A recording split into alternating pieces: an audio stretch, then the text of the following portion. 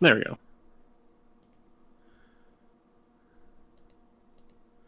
Right, got that there. Close this again.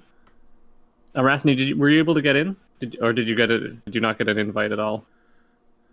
I don't think I got an invite. How do you get into that Oh. Steam thingy again? Shift tab. Yeah, mine's not even doing the thing. Let me try again. Let me quit and do the thing. Okay, no, it's just because Steam is full of shit. Yes. Steam is mean and stinky. How mature of you. Thank you. Oh, it's possibly because you're appearing offline. Yes. And I... Oh, well, you're in now, so that's...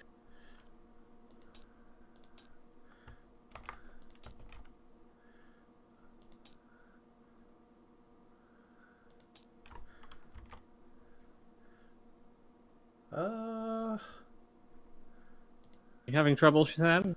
This always happens. Right, I can't find you? I could have sworn I had you friended. We did not. I think at some point you had someone else friended and you joined on them, but I've sent you a friend. Theoretically, you should be able to join through that.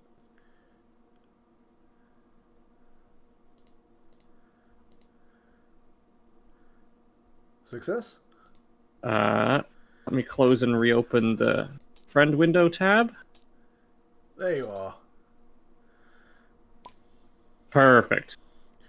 You got yourself in. Excellent. All right.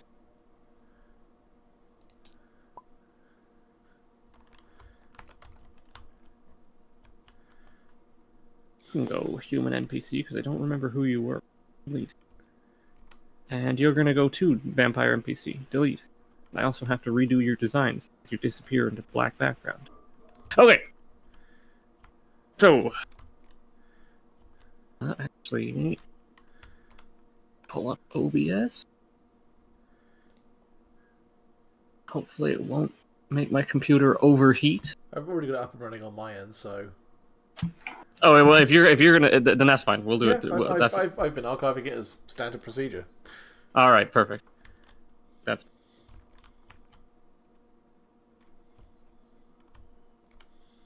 Okay. So, previously on Vampire the Masquerade, you guys discovered your new enemy, Children of Abraham, who I have art now for, which I will post in the art chat. Oh, awesome. Where was I? You guys discovered your new enemy, the Children of Abraham, Sons of Abraham, as they have been known in the past. And you managed to fend off a few attacks by them.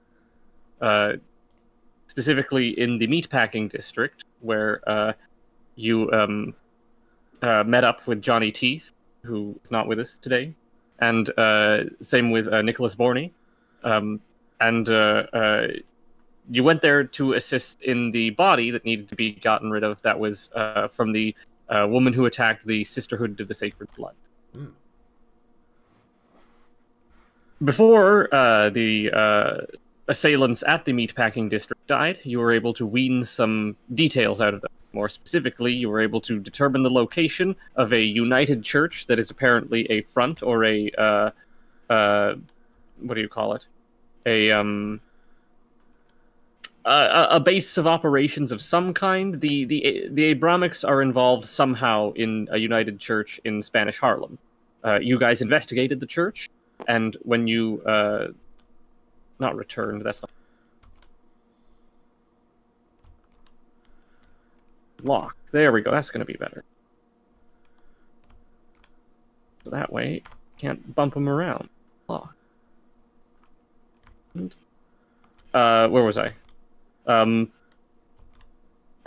You entered the United Church, did some snooping around, found some relevant documents. Nicholas took copies of all the documents. You guys did your best to find as much relevant information as you can, but otherwise you left it mostly unharmed. There was no one around. I think Johnny Teeth stole, what do you call it? He stole like a donation box or something like that. He stole some petty cash out of the safe that had lots of files. But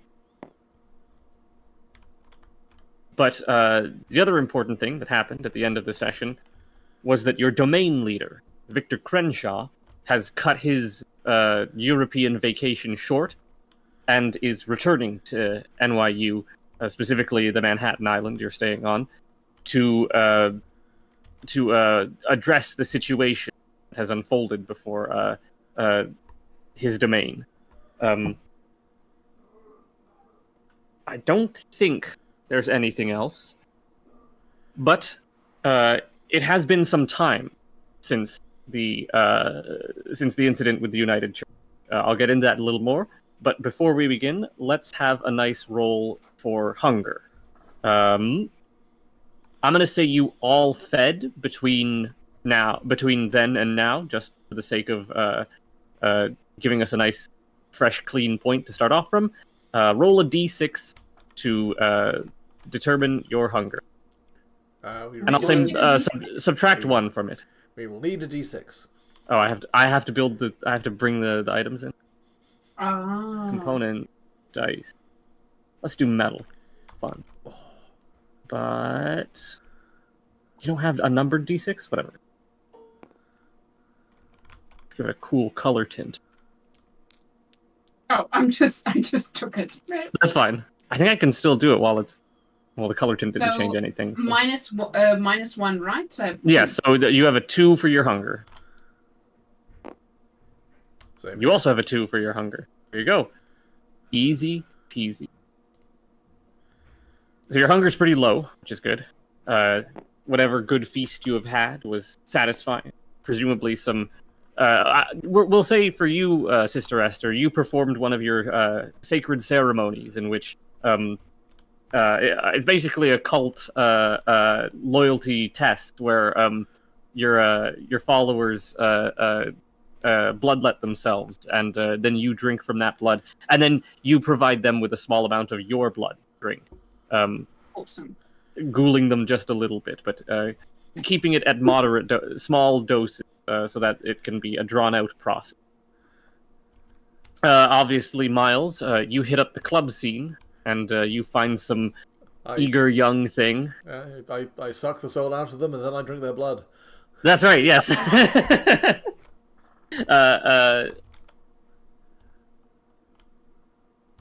No doubt, somewhere in the NYU campus or near it, our little boy is assaulting a college student.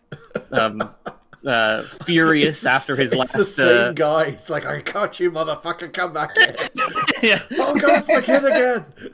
If he had showed up for this session, I would have had a humorous newspaper article about a man being attacked by what he believed to must be a gremlin, because it couldn't have been a child or a goblin, some hideous monkey-like creature. Johnny Teeth, he's no doubt extorting blood out of someone, probably some medical worker. But regardless, those two are not with us today, so their actions aren't that relevant, but they're nice to describe.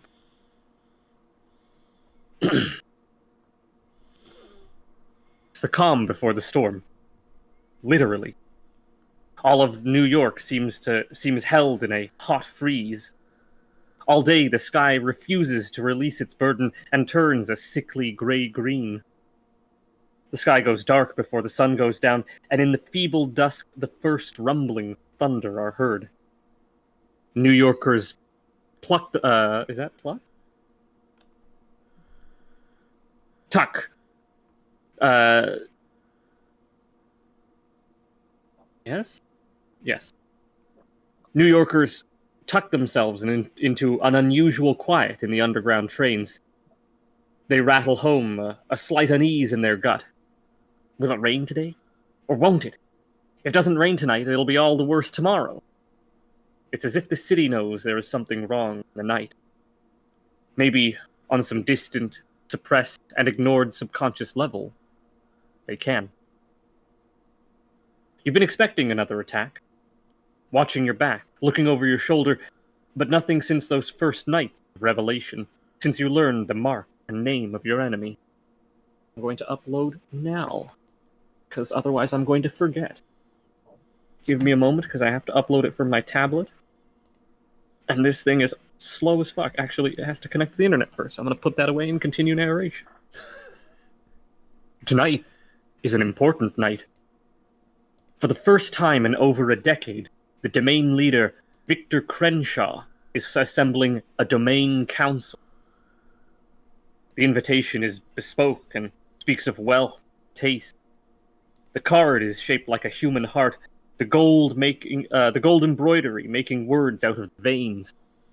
A swirling pattern that may very well be some kind of enchantment running along the edges.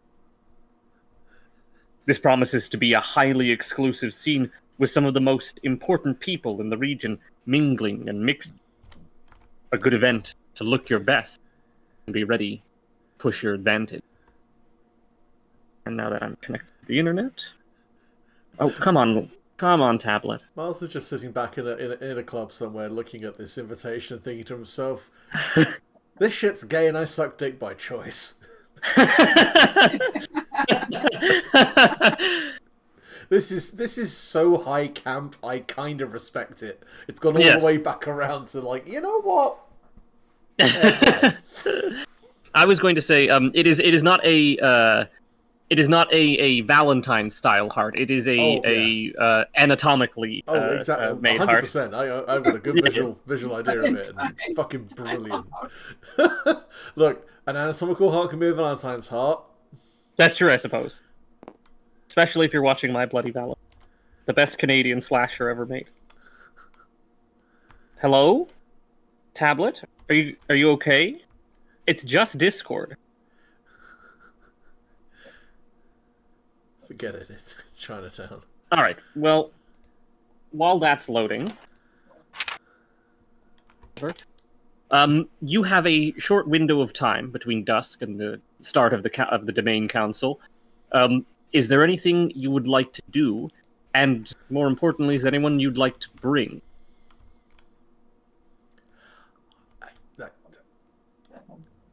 I don't. Not for me. Okay. I mean, I don't think I want to bring Delphi or my other companion, just because, like... Well, yes, you don't want to have them trapped alone in a building full of vampires. I will say that this might be a good place for Delphi if people who are relevant in the vampire club scene are showing up. She might... Would you have told her that this kind of thing is happening, or would you have kept quiet to yourself? Are you mostly keeping quiet? This is starting to sound more and more serious, and he does feel concerned about Delphi, so he doesn't want to, like... Okay. Like, skirted the corner of it with the whole gremlin of Spanish Harlem situation. So, yeah, he's probably not letting her on board with this. Delphi is not the kind of person to read the news, so you probably don't have to worry about that. I mean, maybe she's keeping an eye out for, vampire relative stuff, but all right, so then for her, it's going to be another night out on the town. What about... did I ever send you the PDF, Rathne, of the Sisterhood? No. My bad. My bad. I will pull that up. I actually gave you the Sisterhood, and Miles, later I will have a PDF for you that kind of lays out the club scene, since that's your scene. Obviously, there's not as much of a hierarchy, and it's a very expensive popularity contest, but it would be relevant to know some of the important... and actually have something to work on. Be under... Story Face, Vampire, Miles, Progeny, Sisterhood, there we are. You know what, I'm just going to throw that into the notes section. That's good enough for me. There you go. That's the Sisterhood PDF. So you... will have all you. Those are the most important members of your little cult that you've got going on. Everyone else. Yes. Just a little short paragraphs of lore about each of these sisters. So you just get an idea of what their personality is and how much use they can be to you. Is Miles. Miles is the only one who isn't Project. There we go. Ooh, Very nice. I'm quite happy with how it turned out. And I'm glad I found a relevant Bible quote. I mean, I knew I was, but I was going to say, with communion sitting right there as far as the eating of my but the thing is, there's no like, it was hard to find one that's literally like Jesus or some Bible passage going, "Drink my blood," and I finally was like, I know there's one that's like, "He who drinks my blood shall have eternal life," and that's the one that's important. But I found it in the end. Anyway, it wasn't exactly. I didn't save it as an image yet. Just have it as a PDF. No, let's try. Come on, tablet. It's just a few PNGs. You can handle it. I promise. You're a marvel of technology. I'm trying my best. Please don't make me compute anything too hard. I'm just a little obsidian mirror. Okay, yes, I forgot to save it. Okay, that's my bad. I guess the other question is, do you guys do anything special for tonight? You know, put on your best Sunday clothes. Do you get ready to make an offering or something? It's up to you. Yeah, an offering is nun habit. Yeah, there you go. Yeah, I think there might be. I could be very wrong about this, and I would not be surprised if I'm completely and utterly wrong about this. But I think there might be like a formal version of a nun's. Like nuns might have a more than usually ceremonious garb they wear for special occasions. When I Google it, I just get like fucking cosplay things. Of course. Girl got Put on my sickness nun habit. Girl got that Versace wimple. Got that Balenciaga wimple. Oh my habit is Louis Vuitton. That's actually a great like cyberpunk satire idea. Designer nun.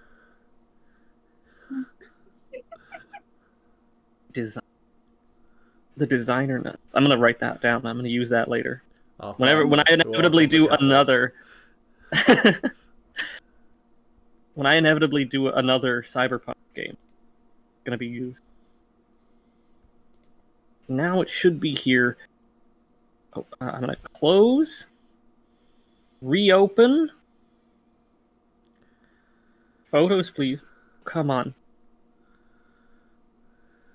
Please. Photos. Come on, big boy. Come on. Load. There we are. All right. It's like you're helping a fat dog up the stairs. That's how I feel working this thing. Anyways, I've just posted the Children of Abraham effectively sigil logo marker. You guys had a necklace from them. This is the symbol they go with. Obviously, the spray-painted version that you saw on the side of the United Church, it does not. It is just a 2D rendering of this image effect. This is. I will upload the art as we go, but I'm gonna do that from my desktop this time. The other stuff can actually go. All right. Well, seeing as there's not much to do before the meeting, we may as well get to it. The narrow brick alleyway barely qualifies passage, and it takes some effort not to smudge your clothes against the brick there. Made moist by the mist which has rolled down, which conspires to make every surface wet. Still hasn't rained. The moisture accentuates the city smells. A door guarded by two figures, buried beneath trench coats, scarves, and hats, unusual for the hot summer night. Sunglasses mirror their eyes. From the way the coats padded and bursting, you wouldn't be surprised to learn that they were just all combat gear under there. Invitation? One asks, holding out a gloved hand. And placing the heart-shaped paper into their hand, they look down at the brick. They look up and down the brick cavern walls, and let you inside the alleyway. It's an alleyway entrance to a theater. I should mention this is in the theater district. This is at the where's the theater? I think it's just past theater district next to Midtown. Okay.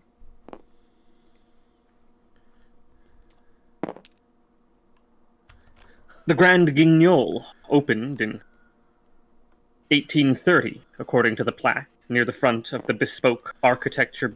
Near the front, and the bespoke architecture of the building denotes a previous century with its genuine Art Deco fixtures. Hundreds, if not thousands, of candles burn throughout its rooms and corridors, giving the dust-caked walls a further obscurity that makes it feel like this place is the memory of a theater. A place that only exists between inky shadows and shimmering candlelight. People showed up long before you arrived. You've never seen this many kindred gathered in one place. You weren't even aware there were this many in New York. Thin Bloods, caitiffs, and other clan members. Other clan members? Lounge in every room. Every room has a healthy population of candles. Every room... coating every room in the... I already did that part. That's Tom. You need to stop writing when you're stoned. Each room also has a fire extinguisher, or even an archaic sand bucket placed prominent. Not a single room, from the coat check to the green room, is devoid of the kindred. There are others, too. Ghouls and humans, all of whom never stray far from their vampire lovers, stroke owners, stroke guardians. There's a proper sense of community here. Perhaps it's seeing and knowing there are others in the eternal night who struggle and strive. Maybe they slipped you a little something in the paper cup of blood they passed you way in. And there are several characters, several vampires that you meet or can see at this event. And also, I'm going to put the background up, because I actually made a background. Hopefully it will work. I didn't make it super panoramic, but... Import. Come on, 10. Oh, it didn't work at all. Oh, it didn't work at all. You can kind of see the candles. You can see the candles, but all of the details is if you rotate the table up, you can see oh god. All right. Well, now I know to make it narrower. I mean, it gives it a nice surreal feeling. Yeah. I feel like someone threw a shitload of mescaline into my cup of blood. Yes. Okay, that's what's wrong. Okay, I needed to give it more bottom space. Sorry. Yes, I know. No, that's all right. I looked into that one. Sorry, at some point I will become an adult. I will become an adult. I'm just gonna post the artwork I actually did. So that way it doesn't look quite so stretched. And then I'm gonna go find a panorama of the... No, that's notes. It needs to go into art. The Grand Guignol Theater, which has also been cropped by Discord to look a little wonky. I will admit I wasn't super... Nice. I think it gets the atmosphere right. I don't think it is all that strong of an image I made, but it was also meant to be a background that you would just get the fine details of. But now I know better. Anyways, but of the other kindred that you meet there, there is, of course, the members of your coterie. Our good friend... Wait. Good old Kavanaugh is there. The Nosferatu who assisted with lots of... Scale you down, Kavanaugh. Well, not yet. We won't worry about that until the next one. There is Daryl, who was at the first meeting. You're kind of surprised that he's there. You half expected him to kind of just skip town without warning, take his family with him when he disappeared. There is someone you're surprised to see here, although maybe you shouldn't be, Miles, is Lucrezia D'Angelo, formerly Lucrezia Scarpetti. The Scarpetti family is one of the only crime families in New York who is familiar with the Masquerade and vampires. He is the Scarpetti, the Don Scarpetti is the one who employs Johnny Teeth. However, Lucrezia's connection to that is tenuous at best. She married into the family, and she's a club owner. She owns several vampire-friendly clubs throughout New York. At some point, it might be smart to go up and talk to her. There is, of course, Rosa as well. Mama Rosa, as she's referred to. She actually operates out of Harlem, in Spanish Harlem. You don't know much about her. Elderly Hispanic vampire, with stories swirling her of dark magic. She is wandering the halls, speaking to people. There are, of course, many others there. Someone I forgot to make a token for, so we will use this as a placeholder token, is Javier Cortez. Oops.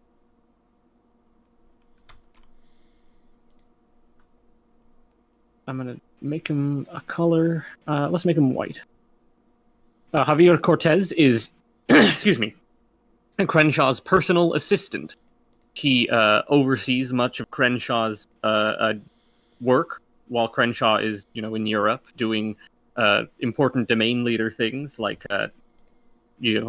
drinking the best blood, having the best sex, and meeting all the upper class of the vampire world. But regardless, he is there, and he seems to be the one who's kind of playing the host. He's the one who is coordinating at the front with a few of what are clearly kind of muscle, handing out the blood and so on. He goes around talking to people, giving reassuring platitudes and so on and so forth. There is also, you 100% didn't expect to see this fellow here, but Bobby Tweaker is here. He was the junkie vampire from, junkie vampire from the first session. I believe he showed up in the second session as well, trying to get a free hit off of Johnny, which I think he succeeded in doing. But he's been invited for some reason, presumably because even though he may be the king of Shit Mountain, he's still a king. So he still has some sway or relevance, especially among the vagrant vampires. But it's Cortez goes around telling people that Crenshaw will make the announcement later in the night. Is there anyone you guys want to talk to specifically? Or do you want to just have casual conversations going to each of the characters? I'm wondering, shouldn't we speak to Mama Rosa then, if she runs Spanish Harlem, that... She operates out of Spanish Harlem. That's not a bad idea. I'll bring Mama Rosa over. I also need to recrop these character images. A few of them are too small and some of them are too big. Wait, Mama Rosa is with you guys. She smiles as you approach. A warm, practiced smile. Her fingers move gently along the beads of the... Well, it's not quite a rosary she's carrying. That's definitely not a cross at its base, but the effect seems to be very similar. Rosa, you don't know much about her beyond the swirling rumors that she runs out of Harlem, that she is involved in dark magic. These are, of course, exaggeration and hearsay, but in your world, rumors and hearsay can be true, especially when it comes to things like dark magic. She greets you warmly, and she inquires about some, base level polite things. Asks how you're doing, making sure you're drinking enough, eating enough. She asks about the blood drive that is going to be happening. you tell her that it's going along well. And well, she finally said, "But I can guess that you didn't just come to speak to Mama Rosa out of the goodness of your heart." Well, it's always lovely to speak to you, but was wondering if you were maybe aware of, or if you had some information. Forgot the church's name though. We just called it a United Church. I don't think we gave it a the marker is labeled as imminent bloodbath. I don't know. I guess we can just call it the South Harlem United Church. But are you referring to the evil sect, the Sons of Abraham? Yes. That if she's aware, or if she maybe has information on that specific church, saw some familiar faces maybe around it. I have been watching it. Kavanaugh told me about the location of it. We haven't been able to find anything out of the ordinary, though police have been there after, well, someone broke in, she says, with a knowing look in her eyes. They became very worried. Apparently, someone took a great deal of money from the safe. It seems that whatever they're doing there is... Sorry. Whatever they're doing there... Whatever they're doing there is very surface level. It's not a base of operation, as far as I can tell. But we will continue to watch. And if I get the chance, I will go there myself and see if the spirits speak to me at all. Thank you very much, but please be safe. I have lived for many generations. I know how to keep myself safe, and my community can keep me safe. This ominous comment makes you wonder exactly how much influence does she have in her community. But with that, Bumarosa, she makes a bit more small talk, easing the atmosphere of the room, and then she continues on her way. She goes about talking to other members of the Manhattan domain that she probably hasn't seen in a while.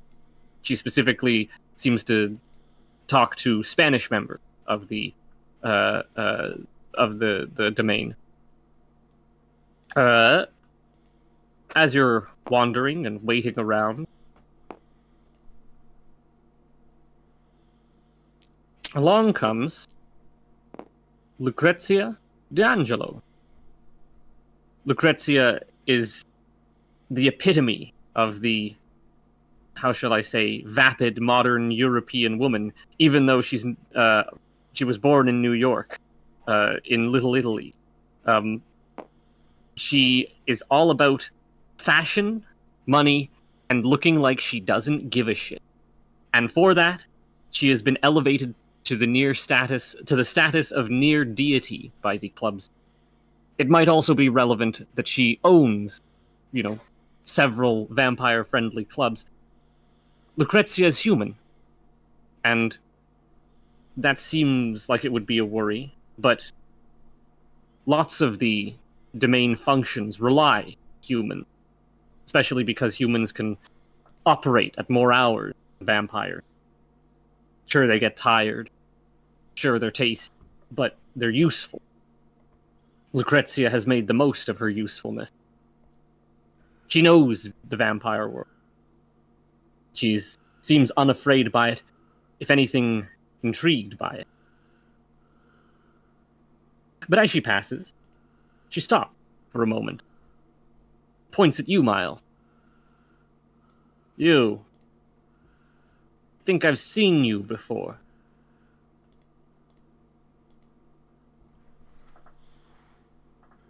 Miles just silently raises his paper cup in a sign of acknowledgement. She is wearing, she is wearing sunglasses at night, because even though she's not a vampire, still thinks it looks cool. Her mirrored lenses shimmer unrevealing of the emotions. She slides them off, steps closer. You're that guy who's always with Delphi, aren't you? Your heart skips a beat, because you know that Delphi has got herself banned and kicked out, possibly banned, out of at least one of her clubs.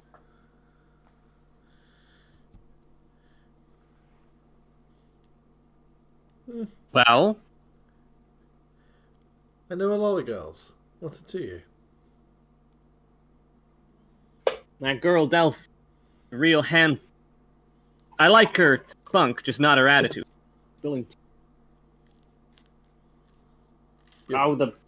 cutting in and out quite a bit.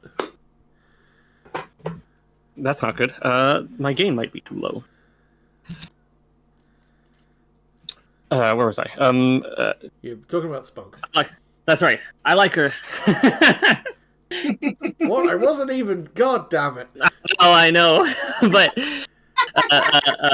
right up here. Thank you, dear. The bodum was slightly out of place. Where was I? I like her spunk, but not her attitude. You know, if she straightened up, she had a little bit more respect for authority, really make something of herself. Doing what? Waiting tables at one of your clubs? Besides, I thought you had other people to handle the talent. You're not wrong there. You got a bit of an attitude yourself. What's your name, kiddo? She says, looking younger than you.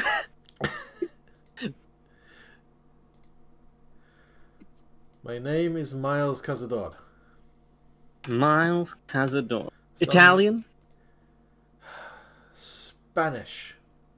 Ah, disappointing. Alfonso Cazador, my father. You might have heard of him. Her mind, she makes a bit of a pantomime of thinking. Alfonso Cazador. Now, this is for me. Did we ever establish what your father actually does?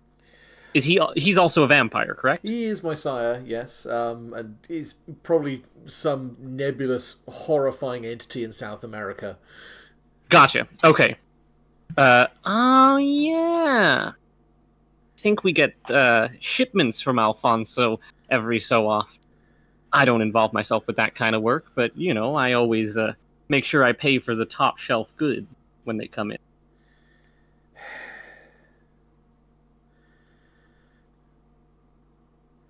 Anyways, Miles, I'll see you around, he says. She has something going on there. She seems intrigued. Maybe it's the fact that you're probably one of the only people she recognizes here. There aren't many members of the club scene here. You seem to be the major one. Lucrezia, what was I going to say? Lucrezia is very much a solitary, independent character. She seems more than anything to be wandering the halls trying to look important. You don't need to put effort in to get... you don't need to go looking for him. As soon as Kavanaugh sees you, he gives you a toothy smile, his misshapen teeth creating a shark-like grin. He approaches you, Miles, and he says, "Hey, can we talk?" Hey, man. Yeah, sure. Let's find all the dark corners. I was going to say all the dark corners are occupied, but we'll find a well-lit, open environment we can stand in. Yes. No one ever hangs around those. You guys meander for a bit through the theater that is accessible to you. Backstage is closed off. Crenshaw's bodyguards are at every door of the backstage, but the green rooms are open. It's literally just the backstage on stage, and the green rooms are open, as well as the what do you call it? The prop base, which is mostly unoccupied. There's no candles down here, just dusty old muskets and swords and costume pieces. Kavanaugh sits down on the steps, and he says, "So, last time you were in the safe house, you said something about, well, you said I should hit you up or something like that, and were you serious about that?" Yeah. Listen, buddy, I don't, gestures at himself, gestures at him. Yes. These two worlds don't normally overlap a hell of a lot. So if I put myself out there as someone who is interested in mutual cooperation with someone like you, I'm not doing it to fuck with you. I'm doing it because I genuinely think we can help each other. Oh, okay. Cool. Just like, yeah, I the way I am. Yeah, okay. But I just want to warn you, I haven't been with a guy before or after, this. So if this is all kind of new to me, don't hold it against me. And I don't know if I'll even want to really see it through. Aren't you? He if he could blush, he would, but his skin is far too pale, and it's unclear whether the near leathery hide can actually manage to blush anymore. But he gives a animal embarrassment. Anyways, I guess that's all he says. A little bit of hope in his voice. You know how lonely Nosferatu can be. And Kavanaugh is no exception to that. Who knows how many years he's spent in that basement? Who knows how many people he's actually met face to face? And this small passing comment you made to him was enough for him.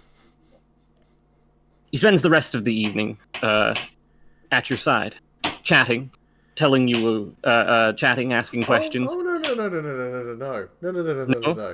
Oh, you can't be seen together. Oh, no. Miles is going to take him somewhere private and rock his shit. Oh, shit!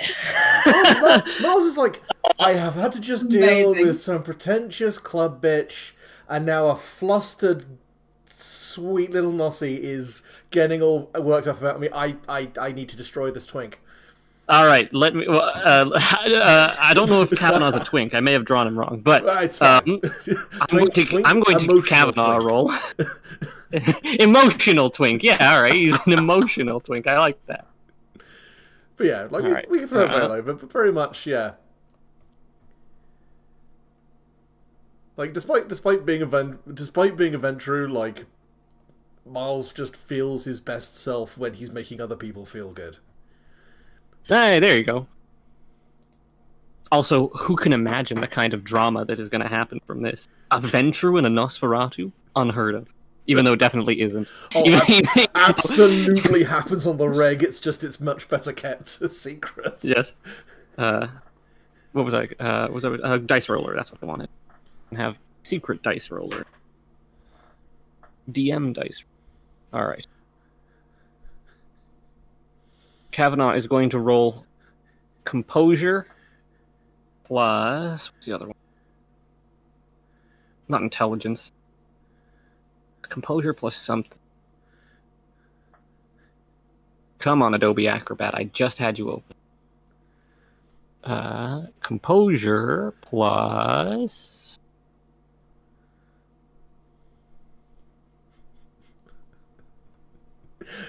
Bet you thought it was going to be all coy and shit, right? Let's yeah, I thought this was gonna be drawn out a bit more. Let's just do composure. Actually, is pretty good at composure. He feels almost. Roll. Okay, all right. Although there is hesitancy to his movements and actions, you take him deeper into the prop base. And no, this would be an HBO show. We have a graphic, intimate scene. There's lots of thrusting. There's lots of sweating. I think that in the Vampire the Masquerade universe, vampires are only capable of producing blood as bodily fluid. I could be wrong about that. That might be a different setting, but if that's the case, things are going to get messy. You managed to make a comfortable space. There's several prop items that what was I going to say? Several prop items that can be rearranged to make a comfortable space. But let's see if there's anyone else who we should talk to. Sister Esther, while Miles is boinking downstairs, no doubt the more sensitive to audio stimuli may very well be noticing this, but as I said, the prop basement was one of the only empty places in the building, probably because there's no candles, so therefore it's completely pitch black. Is there anyone else you would like to talk to? Still have Daryl and Javier Cortez. Probably Javier. Javier. He's Crenshaw's personal assistant, yes. Can I give this an out? No. Alright. Yes, you can talk to,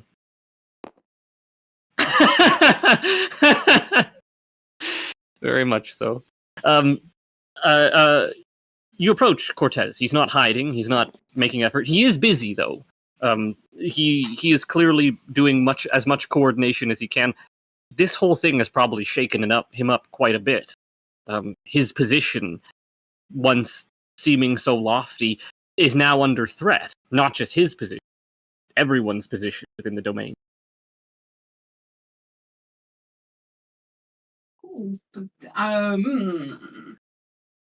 Is there? He's high up, so you can ask him just about anything, and he'll probably have an answer for you. Cool. Have you guys ever struggled with the Sons of Abraham before? Have we had this? Cortez on everyone. Cortez pushes his slipping glasses back up the bridge of his nose. According to Mr. Crenshaw, yes, Sons of Abraham have appeared in our history before. They weren't as strong, though, and it was well over 400 years ago. Oh, it's worrying. It's very worrying that they are still around. We thought they would die out, or at least Crenshaw thought they would die out. This is all news to me. I'd never heard of them until today, or until, well, we were told about it. Do we have more people looking into it? Crenshaw has devoted all of his resources to looking into it. Any new news? Nothing he has told me. I assume anything he has found, anything he has found is going to be announced tonight, later. Probably soon, he says, checks his watch. It's not much past midnight, but it's probably reaching a point where whoever is going to be here is going to be here. By the way, have you seen the little boy? Sorry, I should be more specific. He looks at his list. Nicholas Borney. He's a relevant media person. We actually asked him not to come to this one. Apparently there's some bad blood between him and the Scarpettis. That's Isaac, right? That's Isaac, yes. So you can talk about him, but obviously you don't have any influence on his character. Yeah, I can't do anything. Well, tonight's your lucky night. He is not going to join. Oh, phew. He likes to not do as he's told, that one. But I suppose that's typical. What else? Anything else I can tell you about Sons of Abraham? I know that someone from the KGB has been called in by Crenshaw. Yes, he has that kind of connections. They know more than we do, apparently. And apparently he's going to be the one telling everyone about the things that are going on. Forgive me, I must attend. Excuse me. He's about to step away, but I'll let you get your last word in. Oh, I just wanted to say you don't have to worry. It seems like we are going to sort this out. clearly we have information and connections. But if I can give you some advice, just pray. God is always listening. He looks at you, confused more than anything. It almost takes him a moment to register that you're a nun. Something clicks in his brain. Your Sister Est. You are organizing the blood drive, aren't you? Yes. Oh my goodness, I'm so sorry. I've been so stressed out recently. I'm very grateful to you for that. Crenshaw's original command still stands, still wants everyone to have as much blood supply as possible, and now it seems even more relevant. So the fact that you've actually gone through and not succumbed to this panic, I appreciate that very much. Excuse me, ma'am. He gives a curt nod and then goes off. He speaks with other members who are clearly officials in Crenshaw's retinue before disappearing in the backstage area. Awesome. Cool. Miles, have you come yet?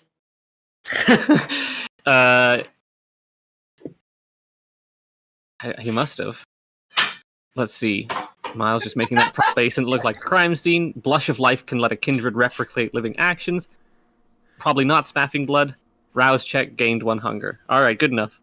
Yeah, you know what? Sure, a rouse check. It sounds appropriate. Yeah, so Miles just you know what? Fuck it. They're like under the stage in the fucking prop basement. He takes the trapdoor back up to the party. Sure, all right. Leaves that sweet little Nossie to rest it off. I will say Kavanaugh is absolutely blown away. It has probably been years since he had a real sexual encounter.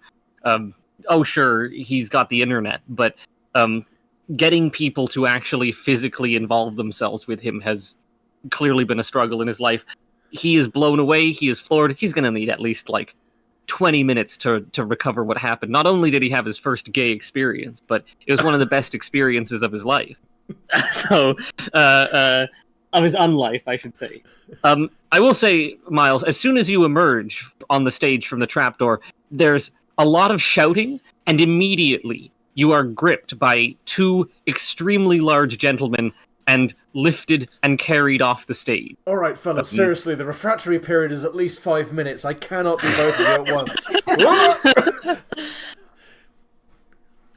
Clearly the stage has been designated a no-go zone for anyone, except for Crenshaw and his retinue. God damn it. And speaking of, you, conveniently, are already in the theater, as Cortez begins letting everyone know that Crenshaw is ready to make his address. Everyone shuffles in, slowly. Once everyone's in the theater, you realize that it's not as many as you thought. Definitely under 100. The page, if I have it. Yes, here it is. Word is passed across that it's time for everyone to gather in the main theater. Once everyone's huddled together in the theater, you get a sense of the size. Under 100, still more than expected. It makes you wonder if everyone is here. Surely a city like New York would have tons more vampires. Your thoughts are interrupted, not by sound, but by its absence. The Cainites have settled, and Javier Cortez is standing on the stage, ready to address the nervous crowd.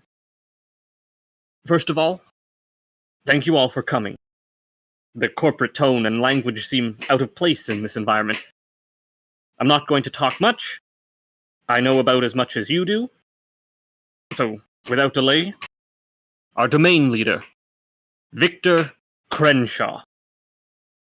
Most of you have never seen Victor Crenshaw.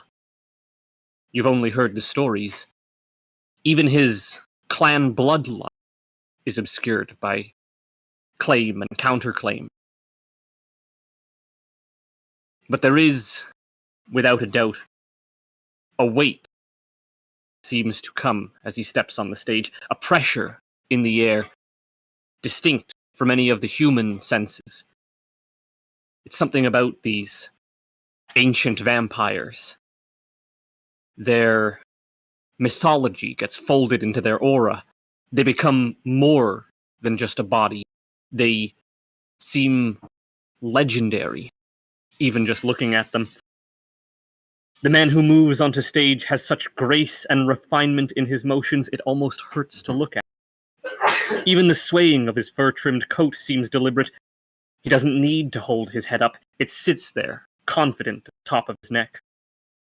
The squared beard is neatly trimmed, and every other part of his head, save the bushy brow and beard and mustache, is shaved to the stubble. His barrel chest denotes a natural strength behind the vampiric porcelain of his skin. He's followed, more subtly, by another bearded man. The second man is in turn followed by a Siberian husky of considerable size, with mismatched eyes. The man is frail, and elderly, and puts his weight on the gnarled staff of the walking stick in his left hand. When the old man moves, there's a slight jingling or rattle. Crenshaw speaks. I'll pull up. What? Crenshaw! I'm gonna make nice and big just to show how important he is. Scale. Ta-da! Victor Crenshaw. Crenshaw speaks. His voice is low, powerful. My brothers and sisters in blood. It speaks of a nobility long past. We have suffered much. No doubt many of you have already suffered the hands of our old, yet new enemy. Thanks to the efforts of members of the Manhattan Coterie, we have a good deal of information about the local chapter, or at least as much information as we can. We have at least a touch point for them. But first, Agent Markov is going to tell you about what we already know. The answer to who the fuck is Agent Markov, which hangs silently in the air, makes itself known with the cherry of a cigarette burning in the back shadows of the darkness of the stage. The shadows seem to cling to Agent Markov, and his clean black suit, woven in texture of a bygone decade. No matter how much you try, Markov's face is always indiscernible. When did he get there? How did no one see him? And when did he light that cigarette which smells of burning incense? Markov is unconcerned of these questions and steps forward out of the shadows into slightly less obscuring shadows. Before we begin, I would like to thank a Comrade Kavanaugh, as he's planted the seed of our research, even if he wasn't aware. Kavanaugh happens to shuffle in through the back door at that time. He looks both surprised that his name has been mentioned and also somewhat shocked. But also pleased. He shuffles in and sits down at the back so he doesn't make too much of a commotion. Here is what I can tell you about your enemy. And that part is cut because I changed the format. The sons of Abraham. Well, the children of Abraham now. They like to think of themselves as a little more inclusive. I think I'm going to give you the relevant information that concerns directly to your survival. The first and foremost is that they have a very ancient tradition of magic. They have the ancient Christian Gnostic magics and alchemy. They have the Hebrew Kabbalah. We are uncertain what mystic powers the Islamics have, but we are still doing more research into that. They, of course, have a great deal of cultural sway. You may all think that because you live in the night, you are immune to that. I can promise you, you are not.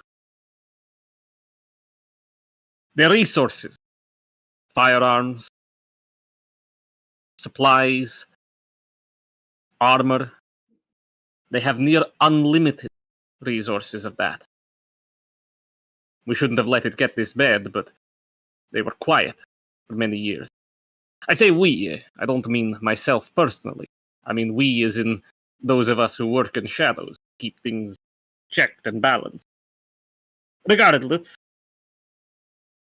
they also have, wherever there is religious political authority, they will have a hand in it, I promise you.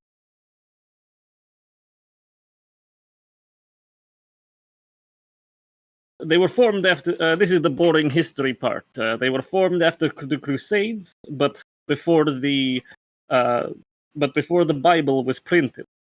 No, that would have been that would have had to have been after the Crusades by necessity. It seemed to be a Gnostic sect of Christianity that embraced other traditions. It was small and hidden until about 1365, when a Catholic agent writes to the Vatican about a growing heretical cult, about 400 members strong. After that, they move into the shadows, never truly showing their face. Accounts exist where they are briefly mentioned, but they are far and few between. Here is the information that may be even more relevant. In the 1950s, and more so in the 60s and 70s, they become involved with the CIA. They're particularly interested in conditioning, mind control, and subliminal programming. This is all I know. Whatever they have implemented, whatever they have given to the people or practiced is unclear. But from what we know, this could easily be some wide-scale psyop. Unfortunately, I can't give you much else, as the CIA obviously does not share much of its information with my department.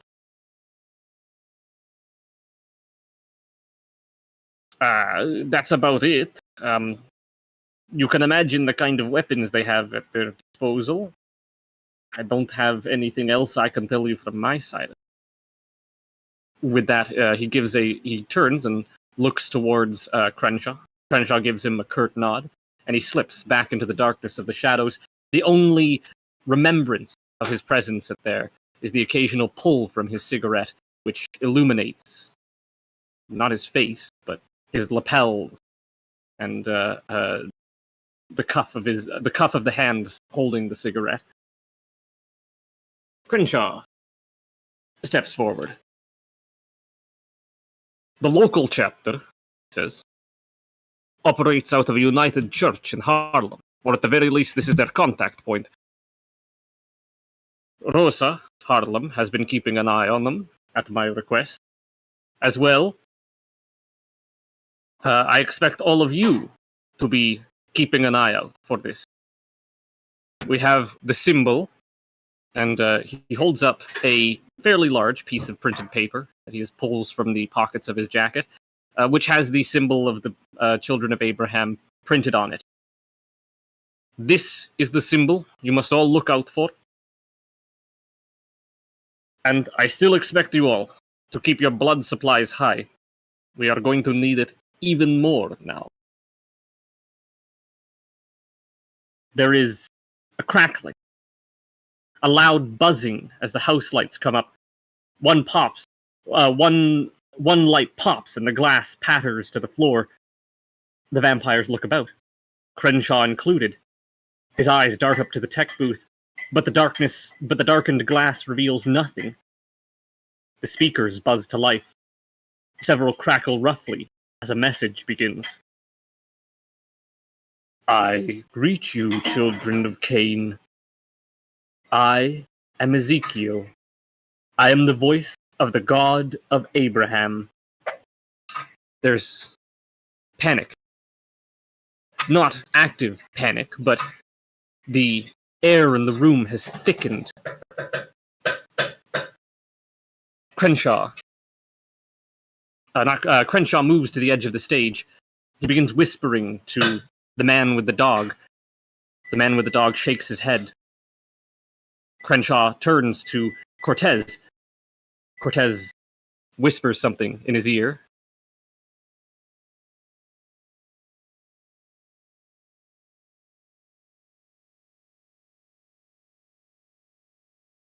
Okay, Miles moves over to Sister Esther. You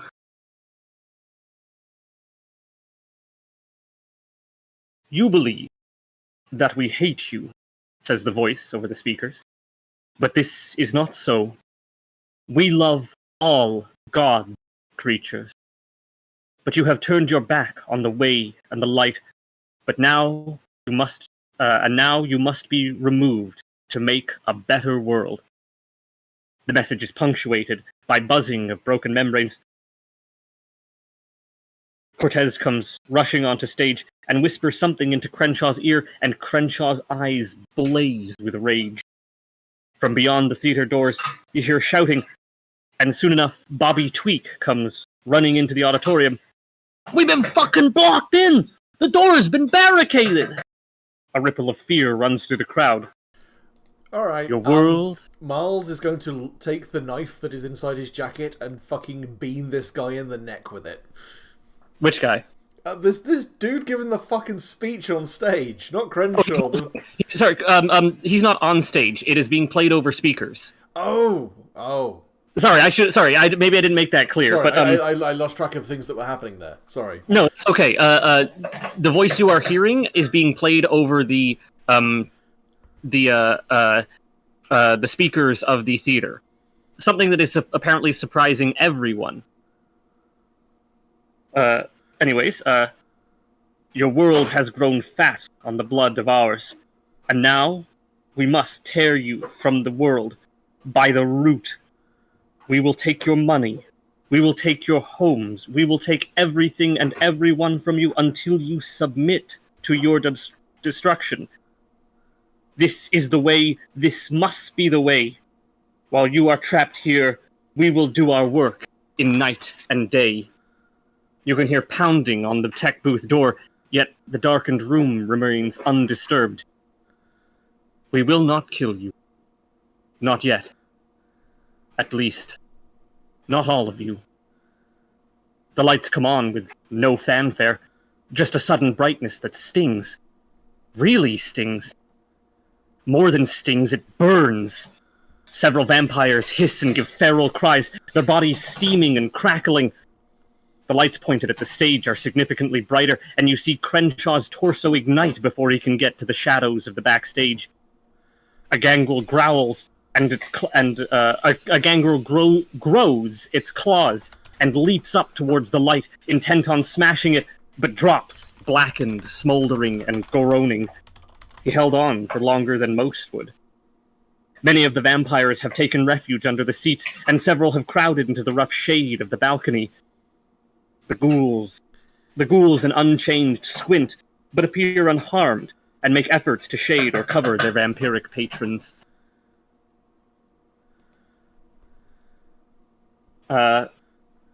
You guys, you know what these lights are. It's not difficult to register what they are. They're UV lights, obviously, of some kind. Now, I don't know what official Vampire the Masquerade lore is on UV lights, but here's what you know about UV lights from your experience. Although they are not as effective as the sun, somehow the sun is always, what's the word I'm looking for? The sun will always ignite you with direct contact. The sun can burn you to ash in a second. UV lights, on the other hand, don't have the same, for lack of a better term, magical power as the sun. They don't have the supernatural weight of the sun, so they can still burn you, but it's going to need to be prolonged exposure. However, seeing as you've been locked into this building, that's a distinct possibility. You can move about, but you can barely see, and of course, as anything that is directly in the light of the UV will start to burn like a sunburn. It'll dry out, and then what was I going to say? It will dry out and then begin cracking and burning and so on and so forth. The lights are mostly, from what you can tell, in the theater. The theater lights have been converted into UV lights, and what would probably be utility lights throughout the building have been replaced with UV lights. the front entrance, the lights, probably pot lights, honestly, are UV, so everywhere except maybe some darkened corners have UV lights installed into them, so it's very hard to escape. But things have settled now from the initial chaos. People are groaning and moaning, and vampires are spitting and cursing as the light burns their skin. I'm going to give you guys a reaction roll. What's the first thing you do once the lights come on and you realize that these are lights that are meant to hurt you?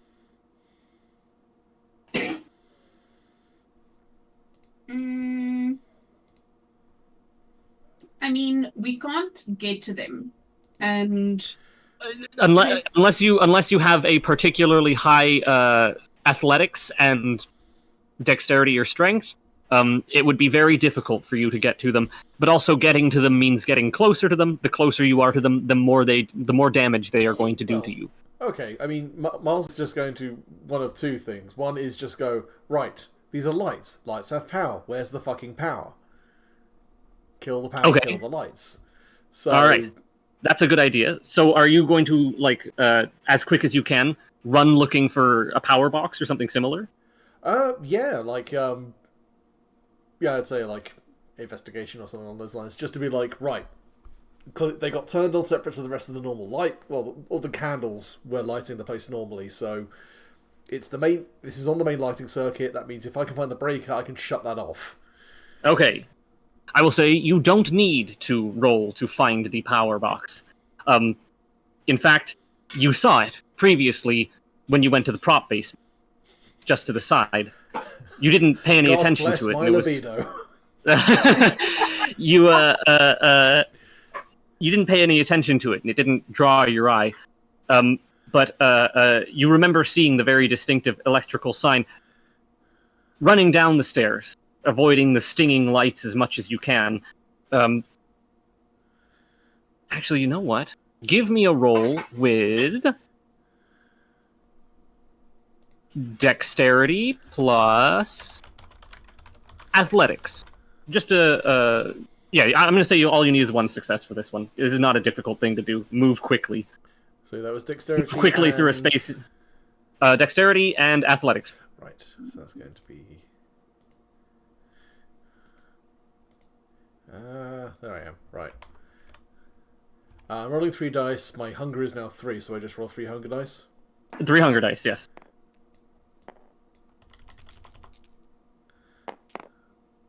Oh, fuck. Oh, awesome. I find the shit out of that electrical box. Yeah, you really do. Holy shit. I don't know how to make that a messy critical, I guess.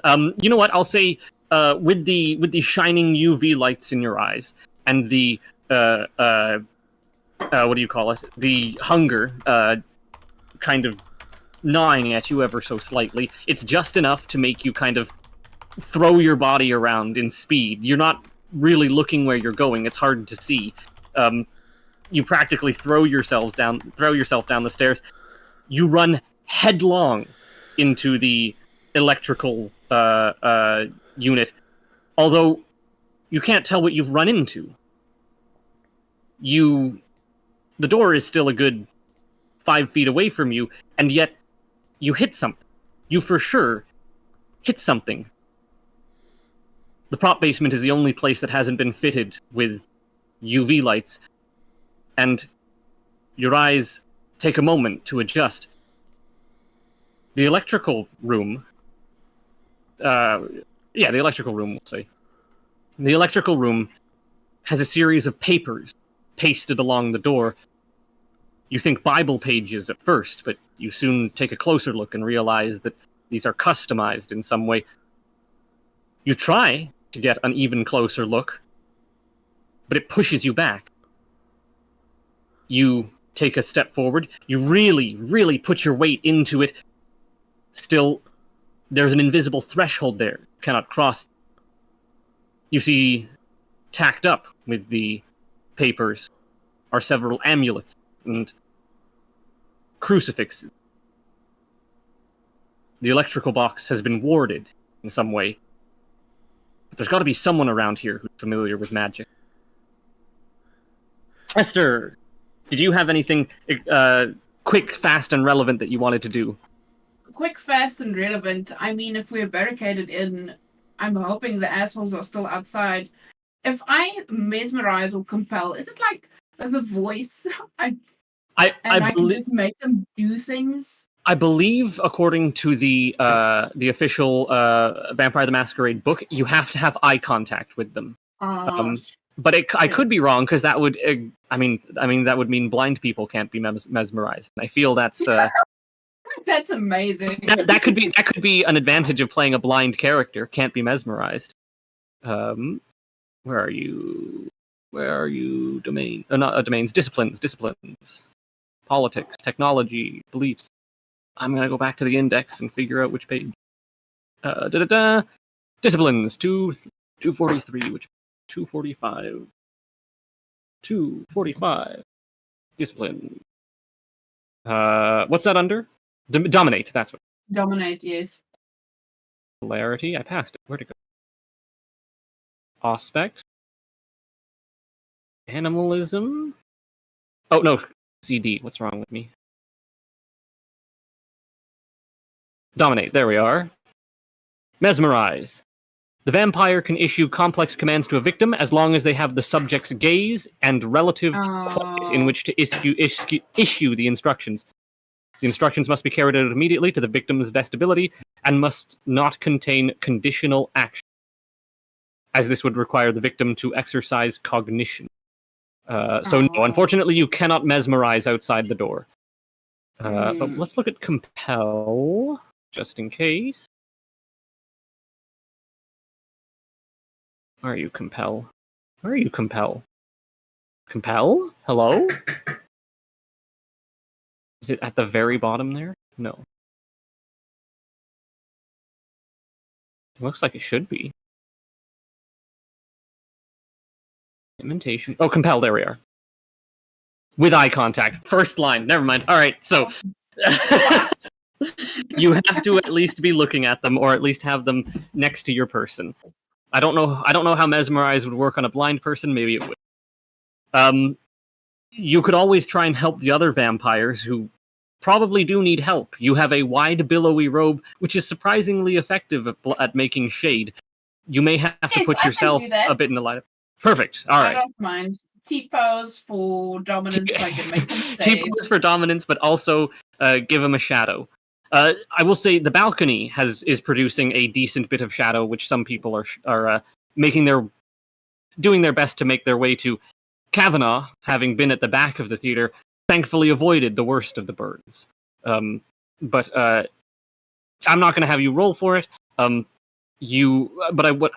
I will have you roll for is, let's see.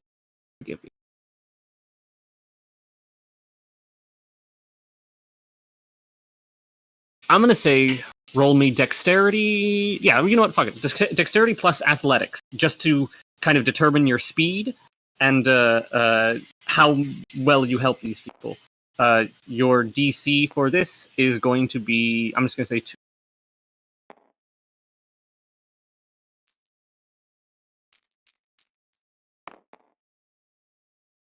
One. Oh no, it's 6 or higher. Ooh. Okay, so people are gonna die. Unfortunately, you do your best to shade the other vampires from the light of the UV beams. But more often than not, you're in the way. You keep T-posing, making this grand shadow, and it's never quite in the right position. The people have already moved by the time you get into position. At a certain point, you just kind of give up and move on, because not only is the light stinging you wherever it can touch you, but you're not being as helpful as you thought you would be. Miles, you have discovered the electrical box is warded downstairs. What's your next step?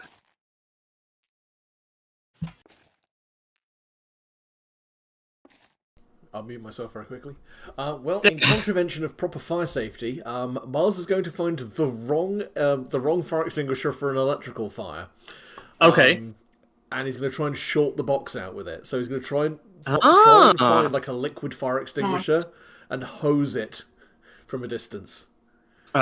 Because of the nature of the mismatch of fire extinguishers, I want you to roll me intelligence plus investigation. Intelligence. Actually, I'm going to say wits plus investigation, which is a better roll for you. So maybe I shouldn't, but wits and investigation. Again, the DC to beat is 3. I'll say wits because you're thinking on your feet. You're moving as quick as you can. That's 1, 2, 3, 4 successes. Perfect. And no critical successes on the hunger die, so you're fine. It takes you a few tries going from room to room, searching. Almost only get a couple of prop ones to begin with. I'm like, it's like foam, CO2, sure. Confetti, snakes. Yes. Who the fuck is putting these here?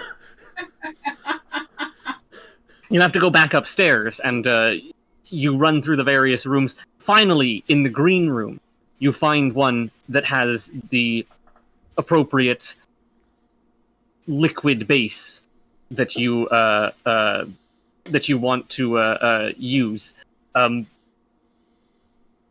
Darting back downstairs, I assume you point and spray, which I'm going to ask for a composure plus.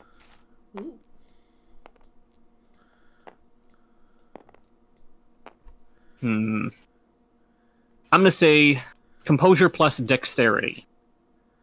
Just because they can be unpredictable. I was going to say, I'm trick-shotting with a fire extinguisher.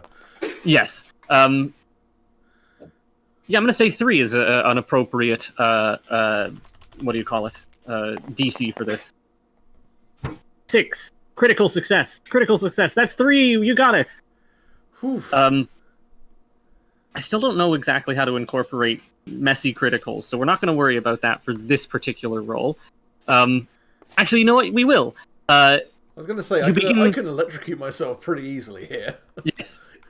You, by necessity of the ward, stand 5 feet away from the electrical box and point the nozzle. You pull the pin and you squeeze. It gives a little kick as it moves. It always seems so easy in the movies. You hold it as steady as you can, pointing it in places that you feel it will actually be effective. The white foamy liquid condenses on the electrical box and begins seeping down presumably into the cracks. You keep going, and yet the electrical box still seems active. And when it's finally over, in fury, you throw the fire extinguisher, small handheld thing, directly at the electrical box. It dents it. It dents the cover of it. But after a few moments, you hear a gentle crackling and the sound of electricity draining. Going back upstairs, you find that the lights have, for the most part, been deactivated. The stage lights are still on. The ones that are probably connected to the tech booth. Meanwhile, the other vampires begin recuperating. Lots of them are in bad shape. Some of them have been burned down to the bone. Especially the gangrel who leapt up and tried to smash the lights in a fury. He's barely... If he were a human, you're sure he would never survive. But blood is already being handed out. What little blood remains in the paper cups. Everyone's nervous. Lucrezia D'Angelo lights up her, what is probably 5th cigarette of the night, and shakily draws from it. Cortez emerges from backstage and begins wandering around, checking on everyone, doing inventory, that kind of thing. You finally get a chance, after all the adrenaline and action, to inspect your wounds. Let's see. Coming out of them, I was definitely going to be calling out to Sister Esther, like Sister Esther, perfect. Who is benevolently T-posing over a bunch of cowering vampires. Yes. While some of the vampires are like, thanks, it's clear that, as I said, you're more in the way than being helpful. So, on any other day, this might have seemed strange.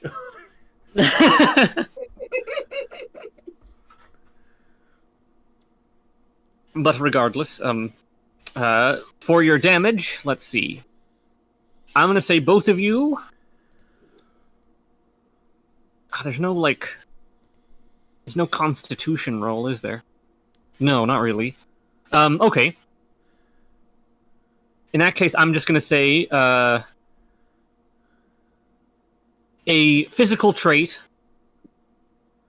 with a... let's just say athletics. Physical trait with an athletics to see how much damage it took.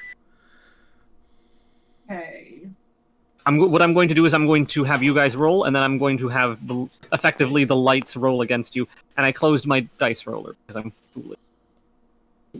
Oh, sorry, I accidentally took the bag. No! Oh, that's okay. Come here, go there. That's 2 successes. I'm trying my best. I'm going to take your red. That's okay. I'm so sorry. Okay, so a physical thing, so I can take strength and athletics, right? Correct, yes. I will accept that.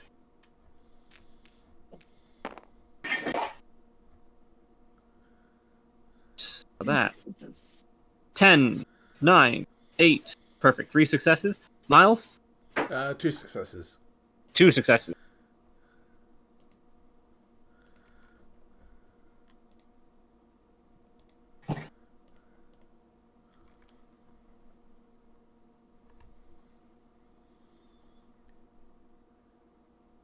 Okay. No. Well, that's disappointing, lights. Alright. Okay. They're God energy-saving bulbs, okay? I guess so. Energy-saving UV bulbs. You guys are remarkably unscathed. Sister Esther, perhaps your habit was more valuable than you thought, protecting most of your body from the sun.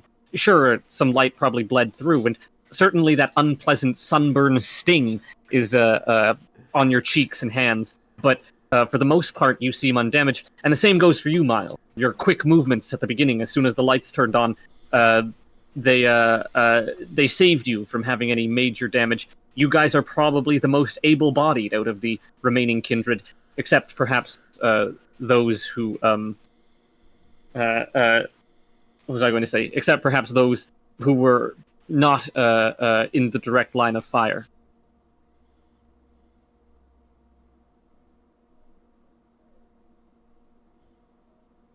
Cortez comes out. Oh, and shit. Sorry. Continue.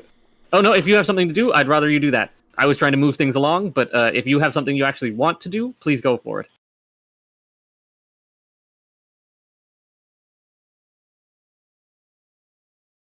No? All right. In that case, Cortez comes along, and he begins assessing the crowd. This time, he begins pulling volunteers. He sees that Kavanaugh is relatively unscathed, and sends him to the backstage. He sees that you two are unscathed, and sends you to the backstage. There's not much else. There's not many other people that he can do this with. He tells the various humans and ghouls who are unaffected by the lights to stay put and get ready to help coordinate relief effort. Which sounds a little too official and a little too widespread, since it's just less than 100 vampires in a theater, but that's the way he speaks. You guys slip into the backstage. Crenshaw is there, attended by several others. He's not looking so hot. His bare chest is scarred and scorched. He's still steaming, smoking. Part of his face has been burned, and his beard is curled up in a plasticky, unpleasant cluster.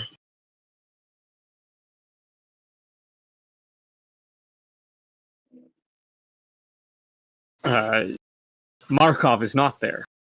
In fact, when the lights came on, you didn't see Markov at all. He vanished, if he was ever there in the first place. The old man and his dog are right next to Crenshaw, hovering over him. The dog very much taking a guarded position. The old man leaning against the wall and his cane. His eyes move over the scene, taking in information.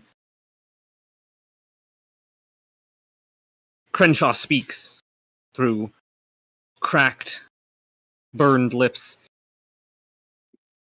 You can still walk? Can still move? I want you to go up. Tech booth. Get it open.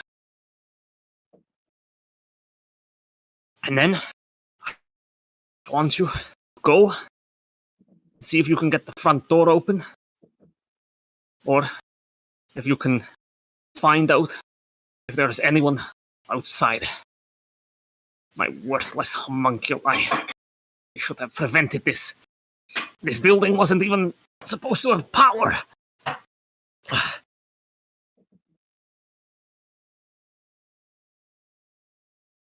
Go.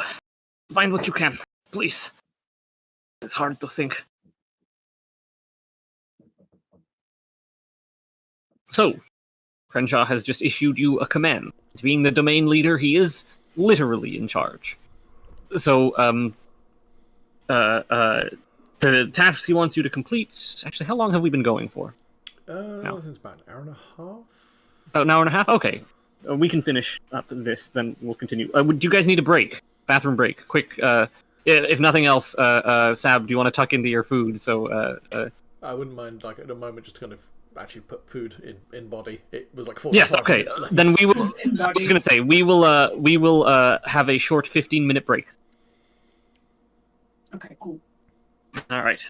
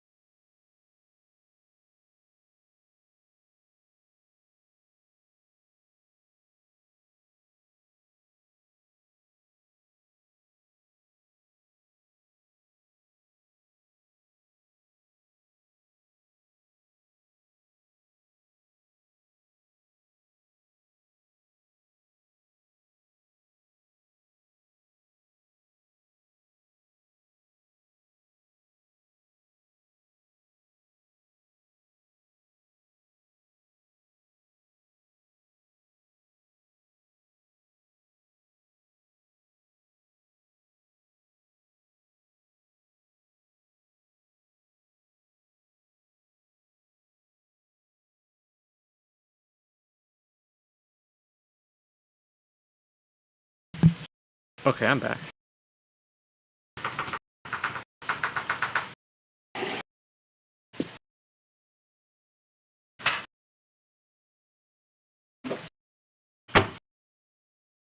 Yeah, I'm good to go. I'll just be kind of muted and eating.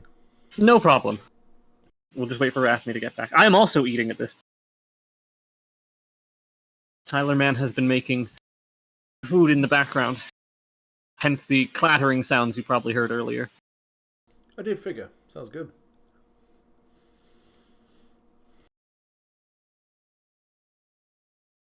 I really wish Games had been here for this session.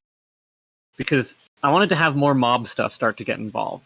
And he's the connection to the mob. But better look next time. And I specifically remember Isaac's telling me that Nicholas, he has one of the banes he took, or one of the, I forget what they're called, the character flaws or whatever, is that he's pissed off some group. And he said, I figured the group could be like the Mafia or something. And that's actually good. Now that we have a Mafia guy, we can have divided loyalties within the coterie. And so it's more narratively and dramatically interesting. But no games this session, so not this time. No Tony Scarpetti showing up. I am also back. Nice. Welcome back. I'm going to take a short moment to also eat a bit of food. We can just sit, chat, and enjoy ourselves for a bit.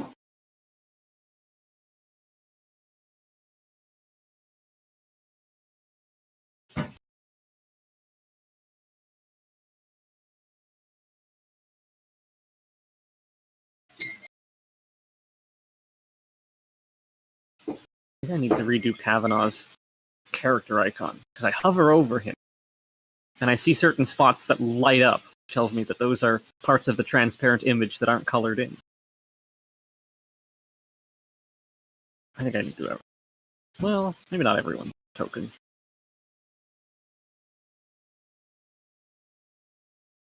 Some sexy Kavanaugh on Miles fan art, though. Miles X Kavanaugh fan art.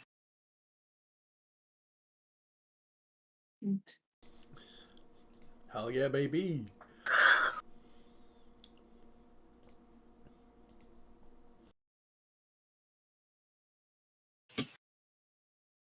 Okay. I'll eat while you guys talk. You can eat while I talk. I bought a nice vinyl today. Oh, yes. Like a record, right? What? Not just a record, like a vinyl record, Yes. not just Yes, like yes, a large strip of vinyl for sewing or Yeah. something. I can't sew for shit. Oh, fair enough. Yes, a record. Anything I would know? Can I just chuck it into everything is thing related? So I'm so sorry for notes. You can chuck it into general, just on the text channels. There should be a separate channel for vampires, which might need. To vaporwave one, but I see some of the releases came in pink. Oh fuck! I feel so sad. I didn't get a pink one, but it was it's really nice. That looks familiar. Who is that? Macross Plus, Macintosh Plus. Sorry, close, but yeah, a Macintosh Plus. Yeah, just that album cover looks really familiar somehow. Don't know why.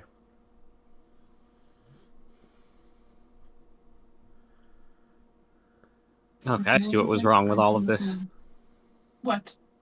I had made separate channels specifically for the vampire thing, but I went into the Discord settings and I think they're all turned off, so now I have to turn them all on. Ah. And you can use soundboard. Yes, you can use external sound. Yes, you can use voice activity. Allows members to be more easily heard in these voice channels. When activated, the volumes of others without this permission will be automatically lowered. I'm going to leave that for now. Allows members to mute members. We're going to leave that alone for now. That should be okay. Save changes. There should be underneath the voice channel a text that just says vampires, notes, and... Oh, you already put it there. Good. So it should be visible to everyone. At least everyone with the vampire role. You should be able to interact. afraid Discord is sometimes very mean to me. And also, I'm not quite certain at all the features. Alright, so, Crenshaw has requested that you guys, one, do a survey of the exit and alleyway, the only known entrance in and out of the theater, and also to go and check on the tech booth, where the main stage lights are still being powered from.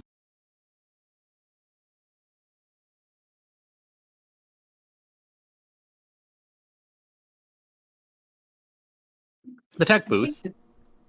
Oh, sorry. Go ahead. No, I wanted to say, are we going to the tech booth first?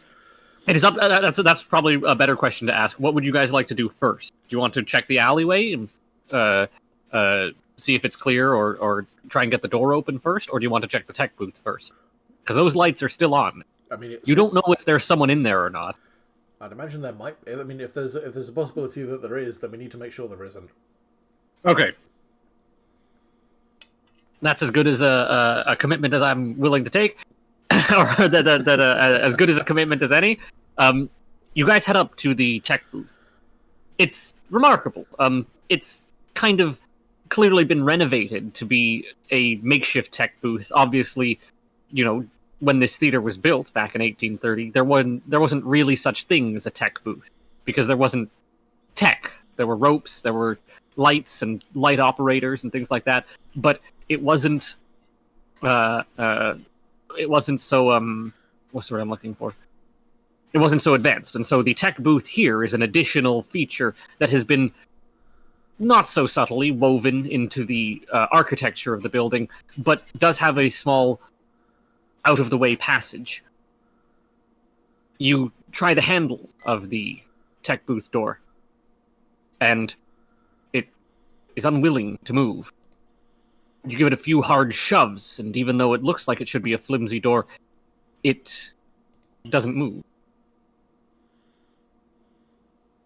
If you're going to try and break down the door, I'm going to ask you to roll me strength, plus I will accept brawl or another physical trait. Ooh, strength and brawl it is. Yeah, Miles looks at Sister Esther and goes, "I am weak and feeble, please."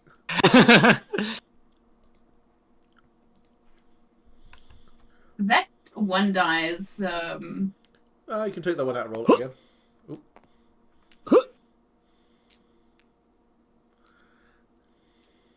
I can't bounce it out of here. No, it just goes. There we go. That's still 4, 5 successes.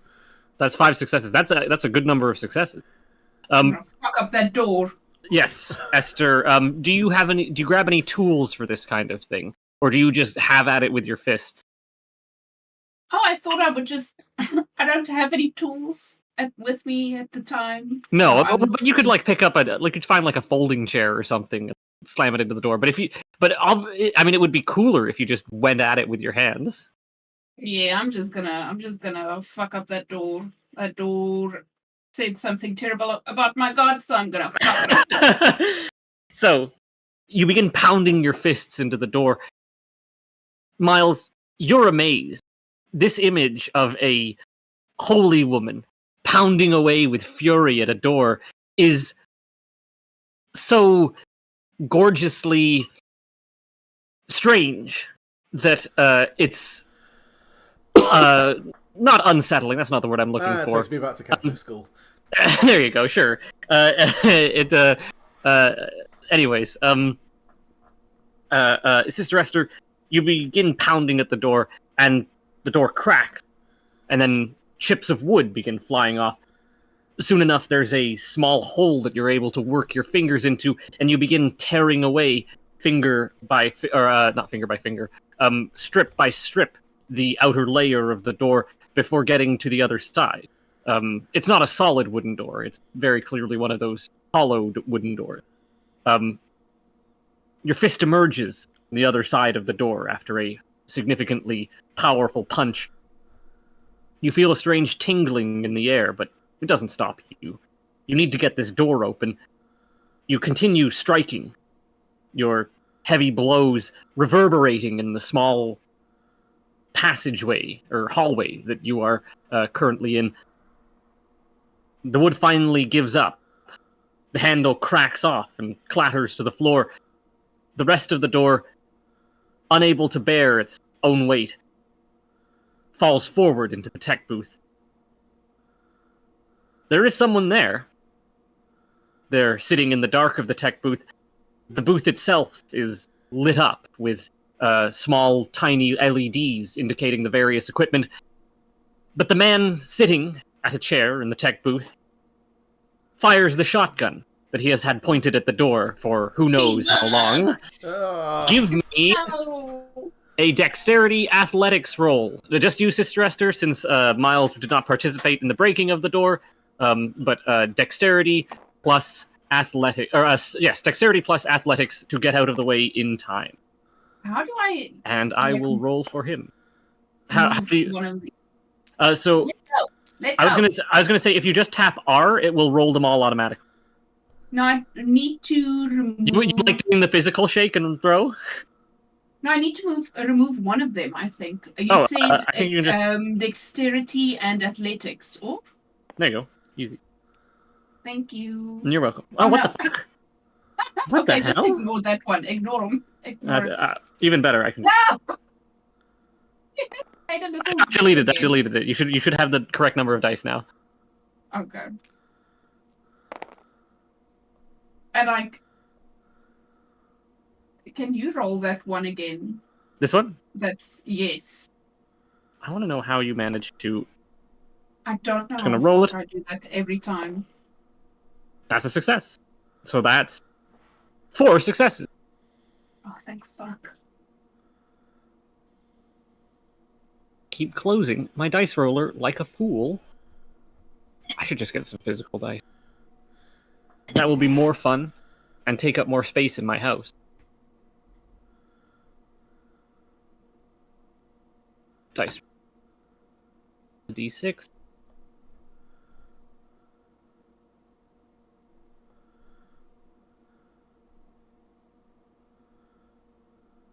One, two. Wow. Wow! Alright, well, you suck. In the split second between his hand tensing, or his trigger finger tensing to pull the shot, and the discharge, you move with alarming speed and grace out of the way. The shot rings out, no doubt drawing the attention of everyone in the building. The man in question immediately starts moving out of the tech booth, darting his way down the stairs. Miles, you have a quick reaction to get him. What you gonna do?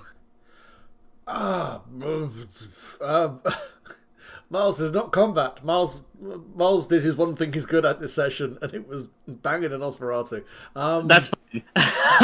If you want to let him run by, and he is technically barricaded in there with you.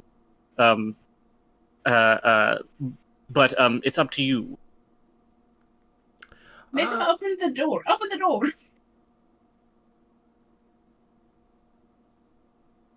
No, we're going to get our asses kicked if we fuck around with that. Oh yeah, good point. You could also do something as simple as trip him as he tries to make a break for it. It doesn't necessarily have to be like a deadly swipe at him. If even just to impede his movement. Yeah, I suppose sure. just casually just sticks a leg out. Whoop. All right, I'm going to say for that one, this is going to be a bit of a weird roll, but I'm going to say roll me wits plus dexterity, just because you're thinking on your feet and you have to figure out exactly when to stick leggy out to make him trip. 1, 2, 3 successes, unless that's a 1. That is a 1, because the 7 is right next to it. Yeah. So that's 2 successes. Time for him to roll against you. Oh, no, that's not a D10. 1, 2, 1, 2. You stick your leg out just to try and trip him. You're not meant for full battle, but maybe this will help in some way. If nothing else, there's a narrow staircase that he could very well trip down. But he almost trips. He hits your leg and loses his balance for a second, but he stops and points his shotgun at you. He fires the second shell. God damn it. Give me a roll. Where are you?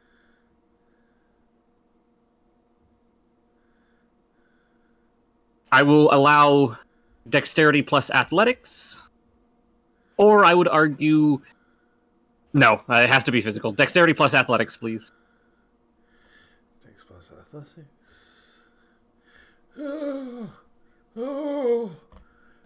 And then Mars was shot in the fucking face.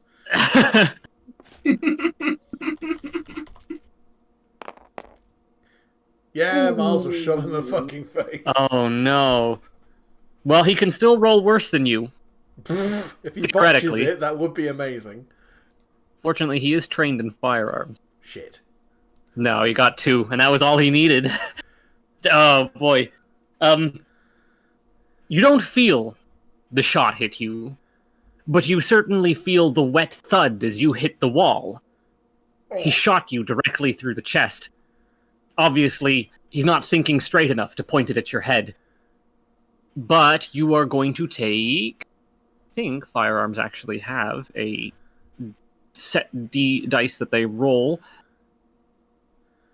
Give me a moment as I peruse the tome.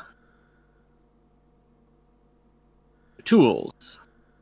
Item. Gear. There's no weapons section? You didn't decide that tools is somewhere else? No? Okay, good. That looks right. Items. 378, so that's 380.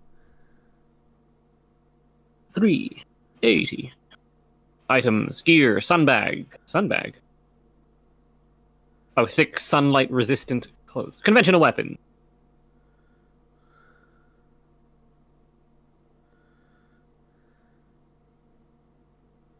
Huh? Okay. Let's see. Incendiary weapons. Conventional weapon. Incendiary weapons, Dragon's Breath rounds, Molotov cocktails, net gun. That's not a conventional weapon. Stake launcher. Supernatural equipment. Where's the fucking guns? Where's it? Where's the guns? Or do I have to make this up myself? I'm just gonna make it myself. What's the health? I just searched that and the first Reddit response was no weapons chart in 5th edition Ed Vampire. Well, I guess that's how it's gonna be. Because of the nature of the health of the Vampire the Masquerade system, I'm going to roll a d4 for your damage object, and I'll do it right here on the table. Just feel that's a fine thing to do. Let's do plastic. Metal dice too hard to plastic. Shotgun damage is 2. Take 2 hit points off your health. 2 on my end. 1. Oh, no, 1. 2. Ow. Oh, actually, that must be your maximum health, and then I can use these little boxes to actually... There we go. That's probably better. That's... Oh, what the fuck? Yeah, I can't maybe I need to double check how that... I can't tick the little box at the bottom, so... Oh, so maybe the little boxes at the bottom are your max then. Possibly, but I can't mark those either. Who fucking knows? You're supposed to be able to mark everything. Oh well. 1, 2. 1, 2. There we go. I'm going to double check how the health system works in this game just to be sure I'm doing it right. Although I have a sneaking suspicion I'm not. Regardless, Miles, you're not going to be going anywhere for a little while with buckshot in your chest. However, Sister Esther, the man has taken flight down the steps out of the tech booth. You can chase him. You might even be able to catch up with him before he escapes. I say before he escapes, before he does whatever he's planning to do, because it looks like he might not be able to escape if you're barricaded in. He might be pulling a Rorschach. Sorry, go on. Catch him if I can. So that would be stamina and athletics. I will accept that, yes. I can't hope for strength, maybe? Unfortunately, this is not strength-based. Speed is what is essential here, so I would permit dexterity, but it's the same as your stamina. Okay, well, it's the same. 1, no, 5, it has to be 6. So that's 1, and I think that's a 9. Yes, so that's 2 successes. Yay. Time for our boys. Thankfully, he's combat trained, not athletics trained.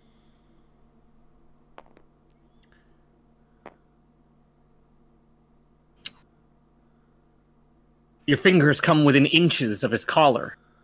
No. But he's fast. Faster than you expected. The balaclava which covers his face is no doubt uncomfortable, and you think it would be a good grappling point, and if nothing else, you get to see his face. But he manages to evade you. Pushes past. I say pushes past, and moves quickly out. As he runs, you hear the clatter of the shotgun shells, or the shotgun shells clatter behind him, and 2 more are loaded in. He's moving into the main theater now. And there is a resounding shot from within. Miles, in the delirium of pain, blood, you think you might be able to haul yourself to your feet. Roll me a... this is a weird roll. Roll me a composure plus stamina. I'm going to need a full success for this one. You don't have to worry about hunger rolls, but it's fine by me. Whatever dice is available to you.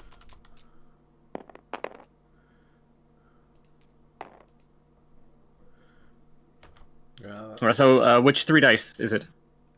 It's Sister Exeter, my bad. Yeah, sorry. So, stamina, composure. It's 5. Yeah, 5. Okay, so 7, 9, 8, 5, 1. So that was 3. That's 3 successes, which was originally what I thought you were rolling. So that is enough. You manage, steadying yourself on the wall, to haul yourself up. You can't move quickly, but at the very least, you can start making your way down the steps to help out with the gunshot you just heard. Or you could move into the tech booth and, shut off the UV lights. Yes, Mars is not going after the gunfire. Mars is going to press a switch. The switch is unlikely to have a shotgun. You look at the numerous control boards and switches in front of you, and you realize you have no fucking clue what you're looking at. If this were a DJ booth, you'd probably be able to point at all the different sound equipment, but you're looking for the lights, and you can't really tell which one it is. I want you to roll me intelligence plus investigation. Okay. Your DC is 3, as usual. 1, 2. That looks like a 3 to me. That one looks a little angled, but I think that's a 0 on top. Yeah, I was gonna say I'm going to say that's a 0 on top. Perfect. If your mouse all right, it will tell you what it's landed as. So. Oh, I see. Gotcha. So I have actually got a crit there. Okay, perfect. Thankfully, what little knowledge you do know about DJ booths is enough, and you know that, generally speaking, the off switch is on the side, not the front of the switchboards. Yeah. To prevent even the most coked up DJ from accidentally turning off their own set. Correct. Yes. And you move your hands along the edge of the board, and one by one, you switch them all off. Not concerned what they actually connect to. Sure enough, the stage lights go out, and once again, the theater is immersed solely in the comforting candlelight of dusk. From the window of the booth, you can see the assailant moving through the auditorium. The vampires are moving out of his way, this whole event has had a profound effect on their psychology. They fear this man more than anything. Of course, it could also be that they're all in weakened states from the bombardment UV radiation.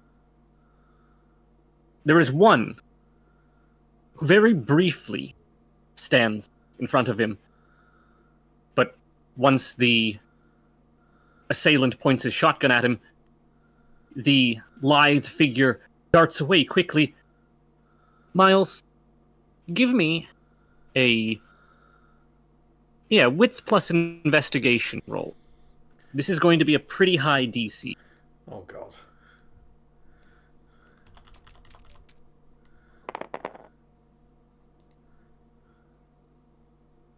That looks like one success. One success.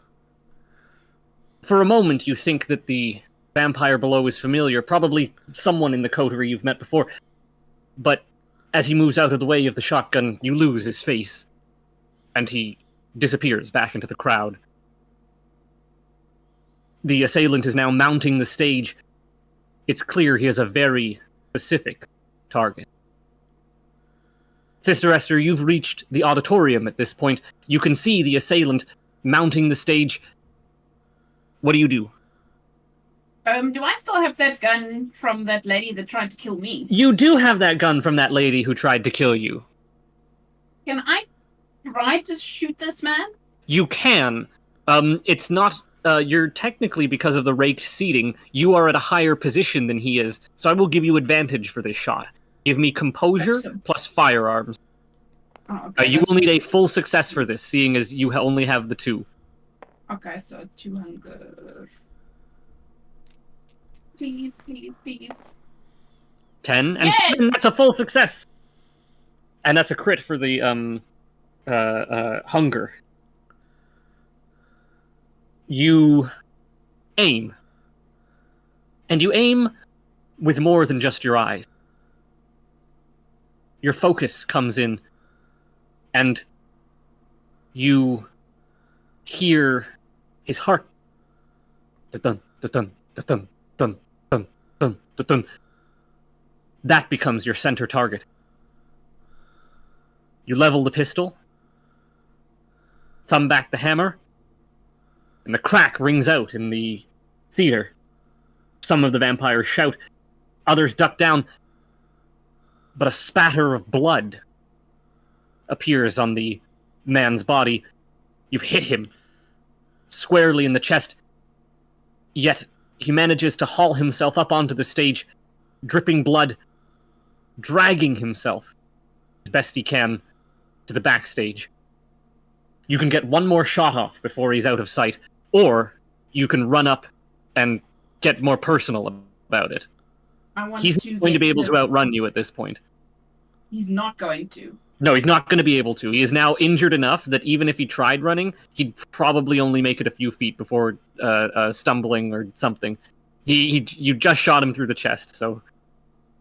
Fantastic. I think I'm going to tackle that man. Tackle him? Give me... I will accept dexterity plus brawl or strength plus brawl. Let's do strength and roll. Strength is 3, roll is 3, yes.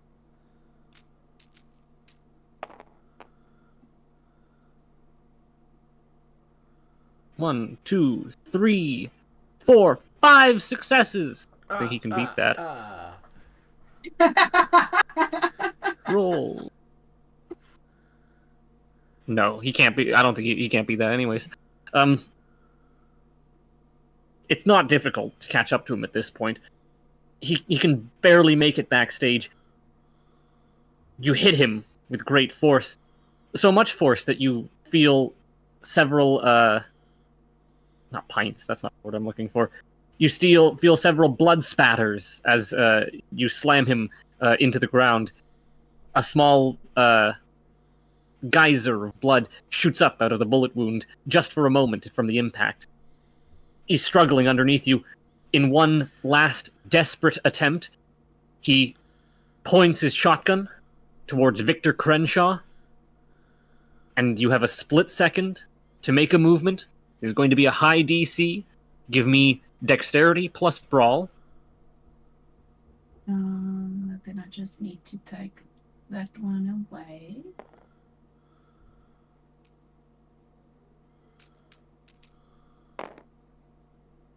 Ooh. 1, 2 successes. It's not enough, unfortunately. You're not fast enough. He pulls the trigger, and the shotgun goes spraying, and you see the curtains move with the shotgun's impact. He's going to roll now.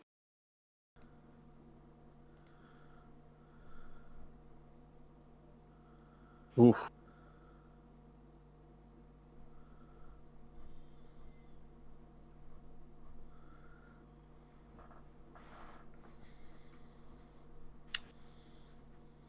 You look backstage and watch in horror as several pieces of buckshot pierce Victor Crenshaw's body. It's probably not going to kill him, but the indignity of tonight is enough to weigh any man down. It's not him, though, that takes the brunt of the shot. The man behind him gets hit with several pellets, and his old, frail body slams against the wall. Immediately, his dog begins barking and snarling. It doesn't move, though, from its master's side. And once you have the gentleman subdued, his shotgun now empty, him basically bleeding out on the stage, the wolf lowers its head, flattens its ears, and begins to snuffle around at the ragged breathing of the elderly man.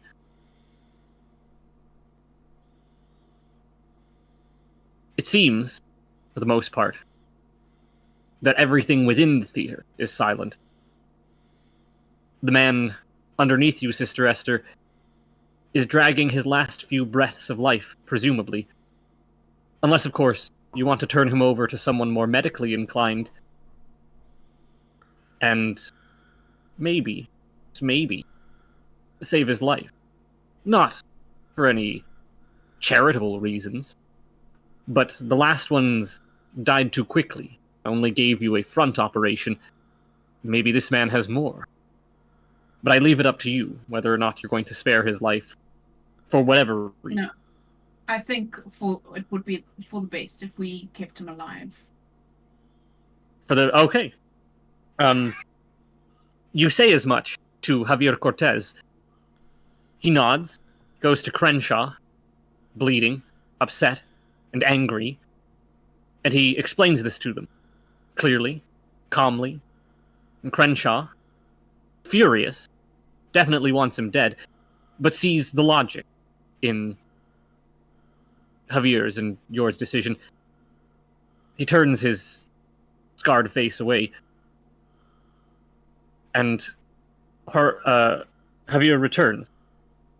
He barks an order, and the two strong gentlemen who escorted Miles off the stage pick the bleeding man off the floor and carry him somewhere else, where he can be properly attended to.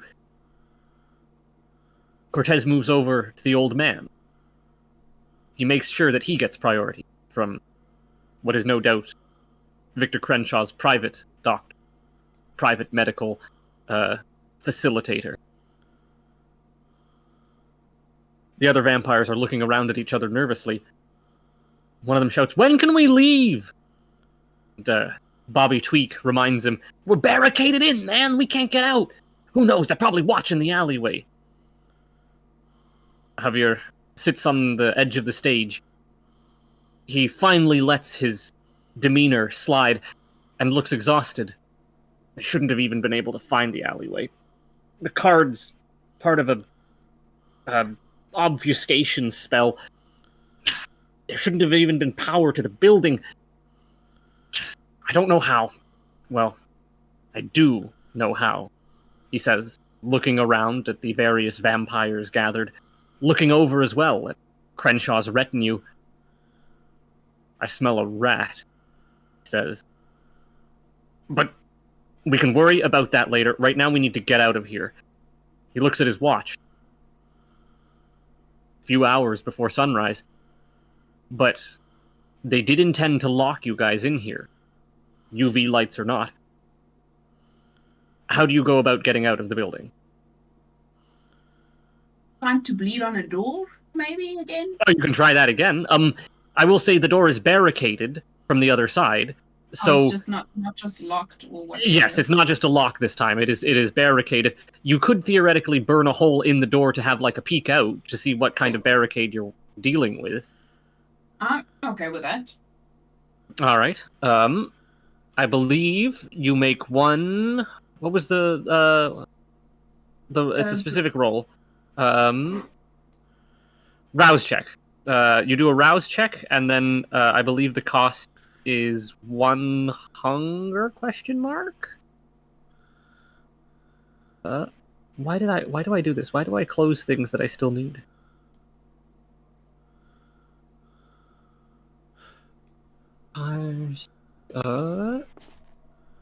Antagonists, no. Disciplines. Up. Here we are. What's that under? Celerity? Blood sorcery. Blood sorcery. B. Nope, blood sorcery was at the bottom under its own thing. I forgot about that. Where are you? Presence.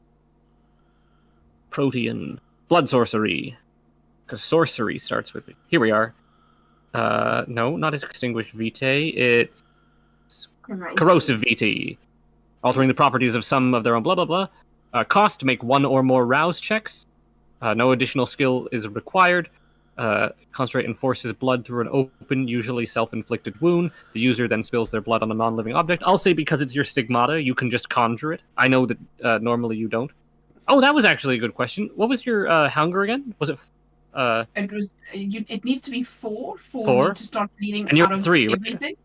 I'm at the moment on 2. Oh, on 2. Okay, well, regardless. Well,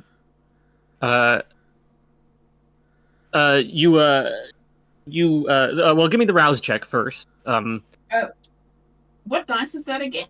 I want to say it's just 1d10, and then if you fail the roll, you add to your hunger. If you succeed the roll, no hunger added. Ooh. So add 1 hunger to your die. Done. You work your stigmatted hands over the outer door. This door is solid wood, not some cheap faux wood door or hollow wood door. It is the proper old door that was here when it was built. It takes you a while to burn through. And while that's happening, Miles, no doubt you've slumped yourself over in the tech booth chair, leaning back, doing your best not to bleed, and doing a decent job. Yeah, you're still bleeding, but you're trying hard not to. Yeah, just sat back and kind of, well, today could have gone worse. Not a lot worse, but still. Kavanaugh pokes his head round the corner of the tech booth. Jesus Christ, he says, and he immediately begins moving over to you. Oh, hey. Kavanaugh isn't sure what to do here. He removes his shirt. He's going to keep his hoodie, because the hoodie is too tattered and worn, and he begins tearing it into strips, using his Nosferatu claws as best he can. Jesus Christ, he gotcha! Oh, fuck, I knew I should have fucking done something. He begins doing his best to attend to your wounds. Hey, you're alright, man, you're alright. You know, we're kind of... This is going to sound like I'm making some kind of assumption about your clan, but... Do you happen to know if there's like an underground way out of this place? I know you Nosferatu guys have got all the tunnels and shit underneath Manhattan locked down. Yes. He thinks for a moment. I'd need a map, but it's possible. The thing is, I didn't see any proper entrances to the sewer. Even the prop basement looked pretty closed off. We'd probably have to dig to get to the sewer lines. I don't know.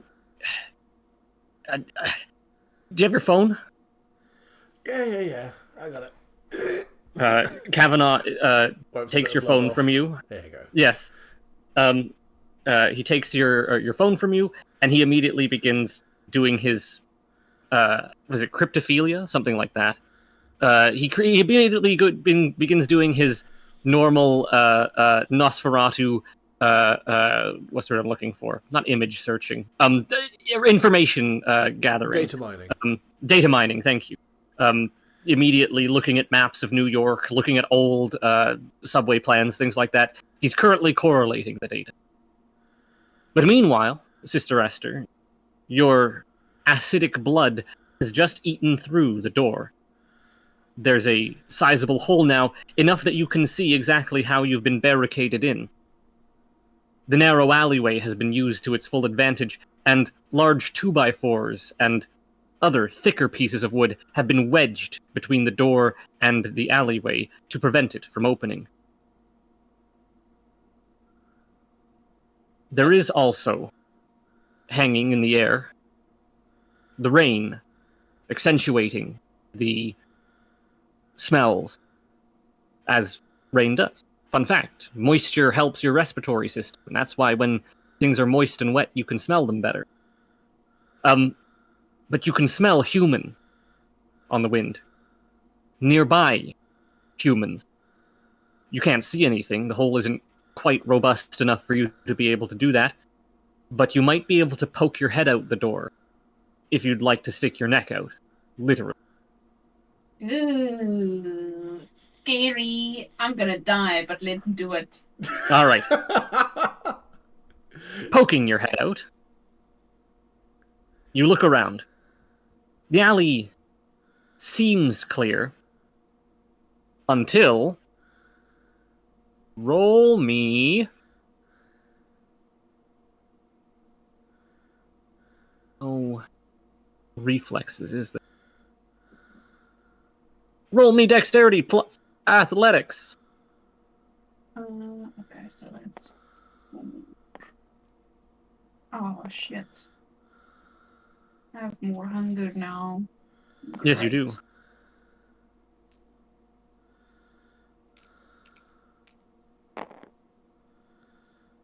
One, two, three successes. That's enough.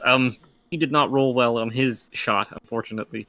But the bullet explodes in brick dust. Right at your, not at your feet, but at the lower portion of the, or on the floor of the alleyway. You can tell, just from the sound of the shot and the impact it made, that they have snipers on the roof. Maybe not literal snipers, but at the very least, they have people above the alleyway that are watching the door and doing their best to prevent people from exiting. Yeah, shit, we're not gonna get out here. Is there no other entrances to this place? Well, cutting back to... Meanwhile, with the nerd. Yes. Kavanaugh is furiously tapping away at your phone. You've been left, for the most part, to finish the bandaging yourself. Apparently giving Kavanaugh something to look into has completely distracted him. But his moves are moving with alarming... His thumbs are moving with alarming speed across the screen. He seems almost frustrated, probably because he doesn't have about a dozen monitors to pull information up on and hold it there. Regardless, he begins correlating the data. 2. Kavanaugh? Oh, Kavanaugh. He places the phone down with some despair. Or no, he hands it back to you with some despair. I can't find anything. Which doesn't mean there isn't any. He just can't find any. He says that if you can get out of the building, then maybe a few feet down the alleyway, there's a manhole cover that can be pulled up, and you guys can descend into the sewer. It means you're not running through the streets of New York with someone hot on your tail. It means you can travel mostly safely out of the building. but you have to get out of the building first. You know what? I'll take it. Fast forwarding, Miles, you are helped down the stairs. Kavanaugh has one of your arms slung over his shoulder as he carries you. He's remarkably strong for a man who spent most of his life on a computer. You can only assume that has something to do with the Nosferatu. Sister Esther, presumably you report what's happened back to the head honchos. Yes. Okay. Cortez shakes his head, or he nods along as you speak, and he shakes his head in despair once you mention the shot that was taken at you. Crenshaw, his skin slowly knitting itself back together, millimeter by millimeter, he looks just as disparaged. He waves to his attendants, his bodyguards. They move over. They're no longer guarding the man who was shot and bleeding. They're doing their best to keep him alive. In fact, it looks like someone may even be dripping some vampire blood into his mouth to get him back to a not working state, but get him to a healed state. He barks something at the bodyguards in Russian, and they move front door. They look out. The shots ring out, though these two bodyguards are clearly used to this kind of thing and duck before any shots can hit them. Standard evening in Moscow. Get shot at, That's right. Wait for Uber, get shot at some more. Only place this happens more is South America. Regardless, they return, and speaking in Russian to Crenshaw, they exchange plans and ideas. Crenshaw looks out at looks out from backstage at the various vampires gathered around. A lot of them don't look all that ready for travel, but Crenshaw's not going to risk anything more than he has to. All right, he says. Here is what we are going. You two, he says, pointing at his bodyguard, you two are going to start. You are going to do your best. Kill, distract, ever you can, shooters on the roof. The rest of us, we will make our way to the sewers. I think that is the best option, things considered. I would say, make sure we blow out the candles on the way out. Although this location is compromised, it can still be useful. I don't want the fire marshal on my ass either. Correct. And the less trace you leave behind, the better. Thinks about the amount of blood he just left upstairs in the electrician's booth. Yeah. Gather what you can. Find things that may stop a bullet, and then we will get moving. Do we have any blood left? Cortez shakes his head. Whatever blood supply they have has now since drained. Damn. Get to work then. Go! And Cortez goes about, spreading the will of Victor Crenshaw to the other vampires. Right. Many of them protest. Sorry, go on. I was going to say, you're just going to tap Sister Esther and go, I have an idea. It involves the prop room. Oh, there you go. Ignore the smell of fucking that might be down there. Ignore the smell of a man who's been pent up for X number of years. Anyways. Miles? Your plan? Yeah, I mean, Miles just has in mind, it's like, right, that prop departments have all kinds of shit.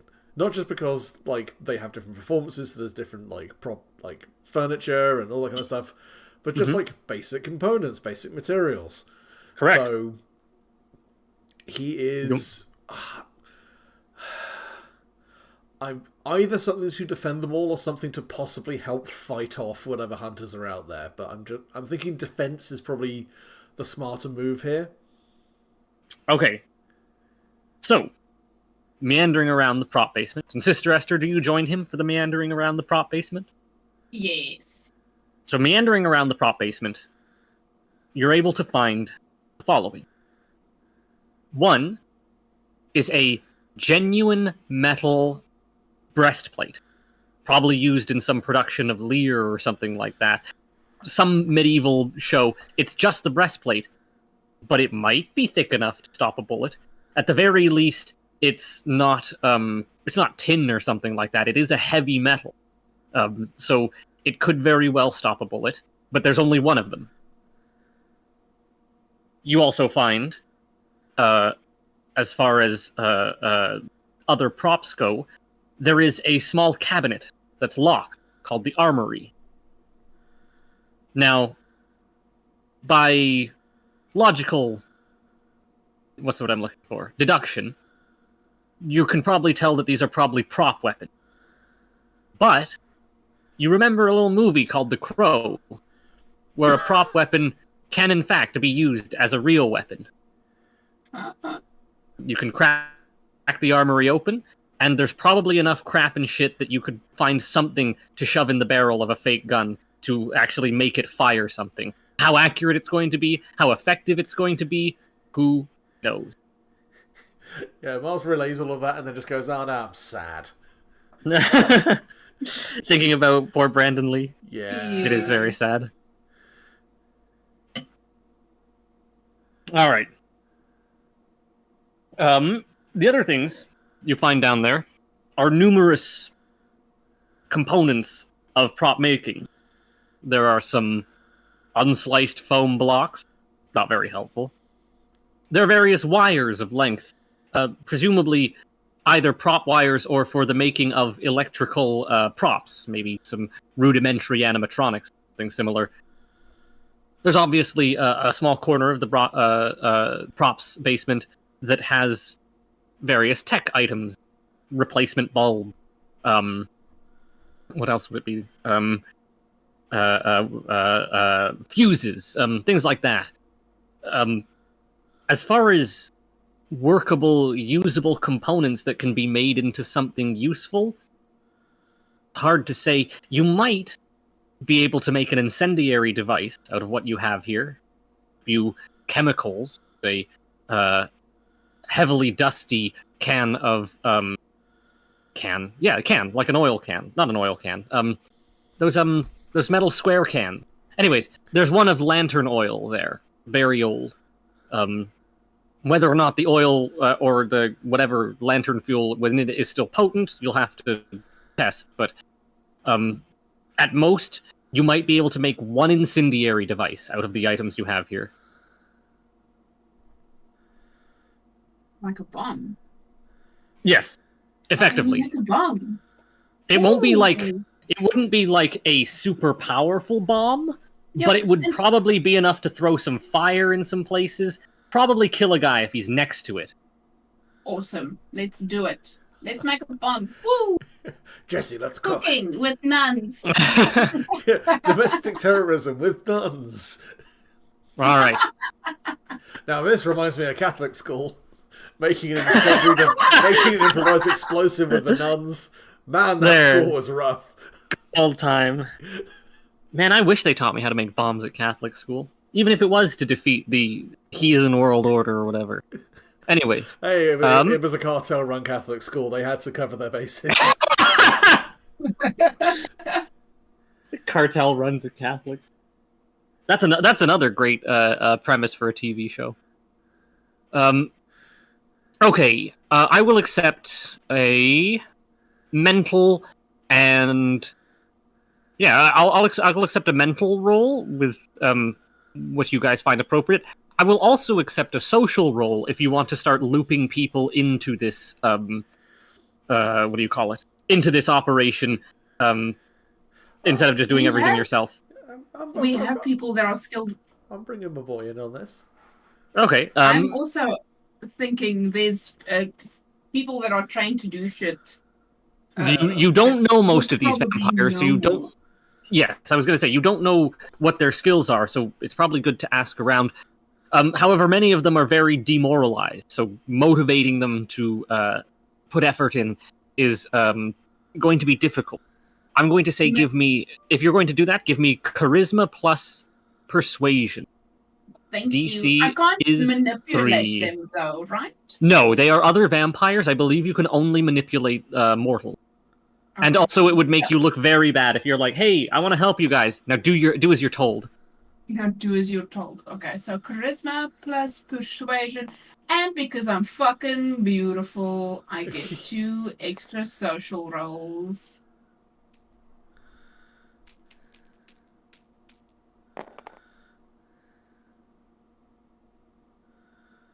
One, 2, 3, 4, 5. That's more than enough. All right. Yes. So, you give a kind word here, a persuasive argument there, and sure enough, several members of the vampires begin funneling down to the prop basement, where Miles is already slowly working on making some kind of incendiary device. Daryl is there. Daryl, who is easily the worst vampire in his... Not worst vampire, but the least likely contender to be a vampire, steps in. Clearly, his dad knowledge is very helpful, and he begins pointing out specific parts of the machinery to you that will probably be more helpful. He starts telling you how to solder things with just a candle. It's helpful, regardless. Several more funnel down and begin helping with the muskets and the various prop weapons. Bobby Tweak shows up, though his main contribution seems to be to state the obvious and point at things and say, "That's a..." and then go on and ask pointless questions. It's not long before he's thoroughly irritated. Strangely enough, Lucrezza, Angela is her middle name, which only her friends are allowed to call her. But I wasn't going to reveal that information, because none of you are her friends. Lucrezia D'Angelo descends. She looks about, and she withdraws from her purse a small pistol. It's clearly something that was bought more for the aesthetic of it than for the practicality of it. It's a gun that's barely bigger than her hand. If this were a century earlier, it would be a Derringer, but it is a small pistol. She just kind of settles into line. She doesn't contribute anything. She doesn't make any snide remarks. She just gets into, what's the word I'm looking for? Formation with the other members of the musket brigade, whatever it is. She's not dressed for running or, what's what I'm looking for? Escaping. She is quite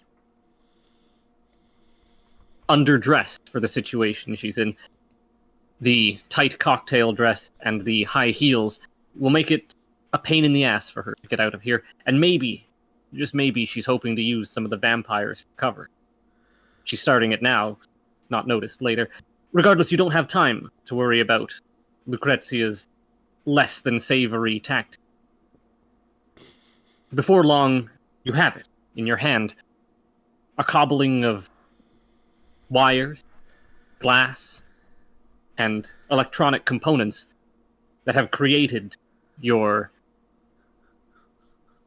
hopefully, salvation. With the help of the other members, you're able to create a secondary device. It's not incendiary, but it's kind of very tightly coiled. Effectively, what it is a nail bomb. You throw it, Ooh. and unfortunately, because it doesn't rely on combustion, it's not going to be super effective, but Daryl and the various other mechanically minded vampires have made it so that it will launch, sharp nails, screws, bits of glass they found, and launch them out at high speeds in all directions. It would probably have to be a pretty close hit, though, to actually get them. They're not the best weapons you've ever had, but they're the most you're going to be able to get tonight. Kavanaugh was able to program a timer on the incendiary device. That's the most that he was able to contribute. Unfortunately, he can build a computer, but building a bomb is very different. Regardless,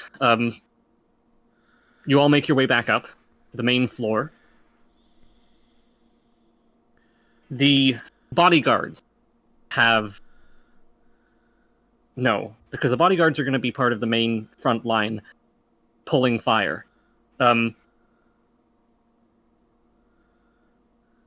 Cortez recruits 2 vampires to carry the body of the unconscious but now stable man who was the assailant before.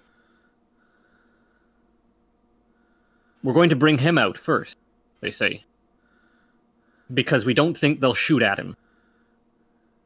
We could be wrong. Ooh. Maybe this was a suicide mission, but we're hoping that if we can in any way use him for cover, we will. Oh, yeah, But shouldn't we try to distract, get some information out of him before we do that? He's not conscious, unfortunately. And Crenshaw clearly has plans on how to extract that information. Admittedly, he has a certain right, seeing as it's his domain under fire. He is going to handle the interrogation. And mostly because I don't have a lot to I don't have any new revelations for you guys written down, so that's right. You're gonna have to wait till next session. Okay, but anyways. GMSMR was not what I was expecting there, but thank you. Regardless, everyone is primed, but strangely, as he passes you, his hand brushes against yours, Sister Esther, and you feel a tingle. Not the tingle of their false god's magic. Not the tingle of adrenaline, but the tingle that grows into a blossoming warmth. She's coming. She's coming. She's coming. Your God. Turn to the hallway. It's that feeling that all of time has stopped around you, and she steps out of the auditorium. She is wreathed in light. Her skin so ebony, calling it black would be a disservice. She's gorgeous. The curve of her hip... Oh no, that's I was about to start doing Maya Angelou. But her skin is soft and smooth. Her bare breasts round, and the curves of her hips bob with grace as she walks towards you. She is the god of love and glory, and takes your face in her hands, and she kisses you, and she gives you a vision. You are in a field, dry grass all around you, gold in the sun. You see 2 boys in the field, young men, maybe, facing each other. One does a violent motion, a performance of violence, as opposed to a representation of the act itself, and the other boy crumples. You know, instinctively, this is Cain and Abel, that this is the birth of your people. You see Cain cast out into the world, and the rest of Abel's family begin to put their grief away and build their life anew. You see the generation of Abel's family grow, and of course, that famous patriarch whose name is so familiar to you now, Abraham. In the many years he lived, a century he lived. You see that around him, children are growing, like plants more than like children, springing up, growing from one stage in the blink of an eye, from children to men to old men, skeletons, and crumbling to dust before the next generation rises. And with each successive generation, they grow in number. Soon enough, there's so many of them that they're standing in towers. They're blotting out the sun. All you can see is their eyes. God, their eyes. What's wrong with their eyes? Why is there fire behind their eyes? What are those great wheels turning? Your goddess takes your hand and brings you back to that moment she took you, placing you back into, not necessarily your body, but into the now. The man is shuffling past you, the contact with his hand brief. You're not sure what to make of this vision, but you know you don't have time to tell anyone now. Everyone's primed by the door. Many of the lower caste vampires, Bobby Tweak, and a few of the other clearly homeless vampires, have gathered at the front.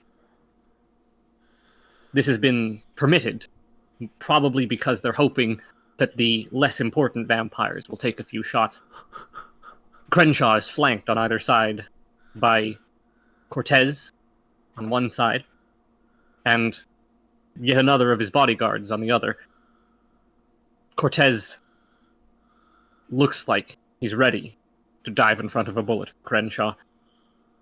You wonder what inspires such devotion. Even ghouls tend to succumb to the darkness. Regardless, Crenshaw gives the order. And... oh no, the door's still barricaded, I guess. Yes. How are we going to get rid of that? Well, I guess now that there's a hole in the door, they can see what they need to do. Taking a prop fire poker... you know what? Taking a prop musket with the bayonet, one of the bodyguards smashes a wider hole in the front door. And then, doing his best, as bullets whiz and spat around him, he beats the 2x4s out of the way, using the bayonet of the musket to wedge a small space and destabilize it. It's quick work. This barricade probably wasn't going to last long anyway. But the bullets have already started flying. He steps back through the archway of the door and pushes the door all the way open with a good kick.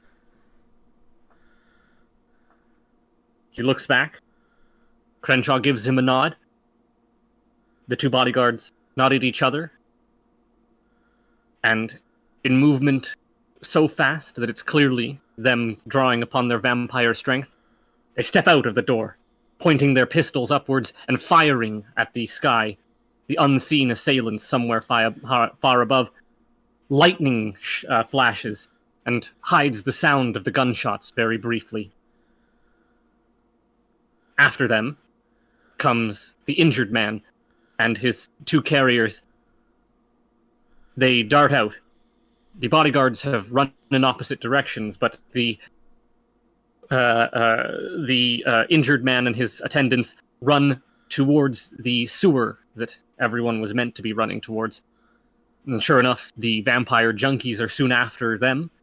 Finally, it is your turn. Crenshaw going last. All right. Let me see. So, there's going to be a lot of ducking and weaving to avoid getting shot. Now remember, guys, if you can dodge a wrench, you can dodge a gunshot. Man, the blood is hitting me now.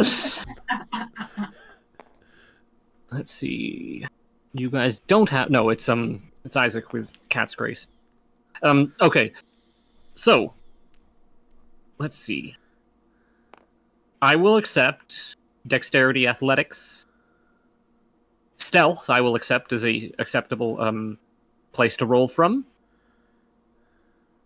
I I will also accept a mental roll combined with another stat if you can justify it to me.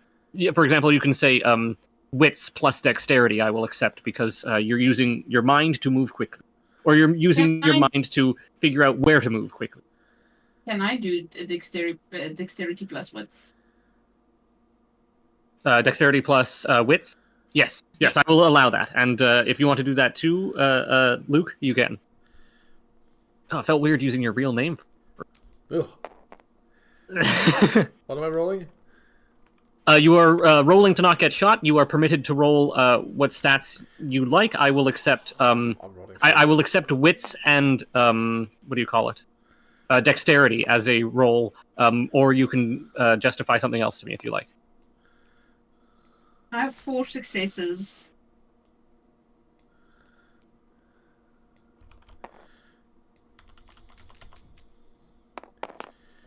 I have 2 successes. 2 successes. It's not great. I'm getting shot, baby! And Rathny, you said you had 4 successes? Perfect. Yes. Okay. I'm going to do... give me... Miles, give me a... let's say... Roll me 5 d10s for Kavanaugh, who is supporting you the whole way through. He is extremely concerned about your safety. You don't have to worry about... it doesn't matter which dice in this case. Right. Do that to one side. That's 3 successes. 1, 2, 3. Wow, alright.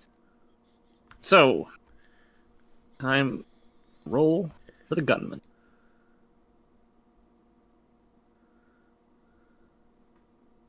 Roll. You serious? Alright. So, as you are... it's a flurry of movement. As soon as you cross the threshold, you feel like you're in a war zone. The rain pattering down upon you as shots ring out above you. Pieces of brick flying around, filling the air with a reddish dust. Actually, no, I guess it wouldn't happen in the rain. Rain would weigh it down. No, it looks cool. The reddish dust kicking into the air in clouds. You look up, but you can barely catch the faintest outline of the assailants. Sister Esther. Yes. You, with speed, smarts, weave back and forth, back and forth, back and forth. And you manage to avoid getting shot. Others around you aren't so lucky. Several of the members realize that the rain has ruined the usefulness of their faux flintlocks and their prop muskets and have tossed them aside. A few of the more recent prop weapons do fire off, though you can tell there isn't much, what do you call it? There isn't much impact, and certainly it does very little to stop the rain of bullets. Miles. Hi. You are being pulled along by Kavanaugh, who is in better shape than you. The shots are exploding around you, and then one hits you. It doesn't hit you in a juicy spot, as the shotgun shot did, but it is enough to make things even more inconvenient. The bullet hits your arm, right, the one that's draped over Kavanaugh's shoulder, and you fall, just for a second, to the floor, in pain. Kavanaugh presses himself against the wall, hoping it's enough cover, but it's not. You see bullet holes open in Kavanaugh's bare chest. You have, however, the incendiary device. I will say that the nail device was given to Sister Esther, and Sister Esther, taking a quick, brief glance behind you, you can see that this event is happening. And not only that, but Miles is collapsing because of the narrowness of the alleyway, may very well be blocking the other vampires who are behind him. Crenshaw has begun moving, though fire has still random. It's not clear if the assailants know who they're shooting at. I will give Sister Esther, since you're the one who's most able-bodied at the moment, is there anything you would like to do to maybe pull the what do you call it? Pull the fire from them, or something else? You can give me anything. How high are these buildings? Is there no way I can throw anything at them? You can definitely, with a strong throw, get the incendiary device over the rooftops. None of the rooftops near you are any more than 3 or 2 stories. So, with your vampire strength, you should be able to, at the very least, get it over the edge of the roof. Awesome. But if I fail, people are going to die. If you fail, it is entirely possible that the bomb will drop right back down. But I will call that a critical failure. Okay, cool. You would have to roll really bad in order to do that. Oh god. But regardless, strength and? I would say I will accept strength. I'm going to say athletics because it's basically the same thing as chucking a baseball. Okay, cool. Please. 2 successes. 2 successes. Yeah, that's not good. You do your best to make out the hazy outline of the assailants. The muzzle flash is the most you can use to figure out their positioning. You wind up and you throw the... Actually, what did you fail with? Did you fail with the 4? I don't think that's a critical failure, though. 1 is a critical failure for the hunger die, so you're fine. That's okay. You throw it, but you see at the very end of the arc that you've thrown it in, it catches the ledge of the building and falls inwards, directly next to the ledge. Not into the alleyway, but onto the roof. You hear the explosion and the pinging of 1,000 nails hitting brick. You hear some shouts from above, but it doesn't seem like you've hit anyone. But at the very least, you've given them a moment to reconsider their barrage of fire. Miles, you have been shot again. How much damage have I taken? Kavanaugh has now... I think I only took 1 health away from you for that last shot. Okay, so I'm down to 2. Yes. Ow. Which is not good. Oh yeah, no, that's bad. Kavanaugh is not looking so hot either. He's managed to mostly avoid the bullets, but he's got some open wounds on his chest, and if he moves closer to you, it's entirely possible that he will be hit by bullets. But anything you think you can do, anything you think you would like to do, anything that might help. You do have the incendiary device.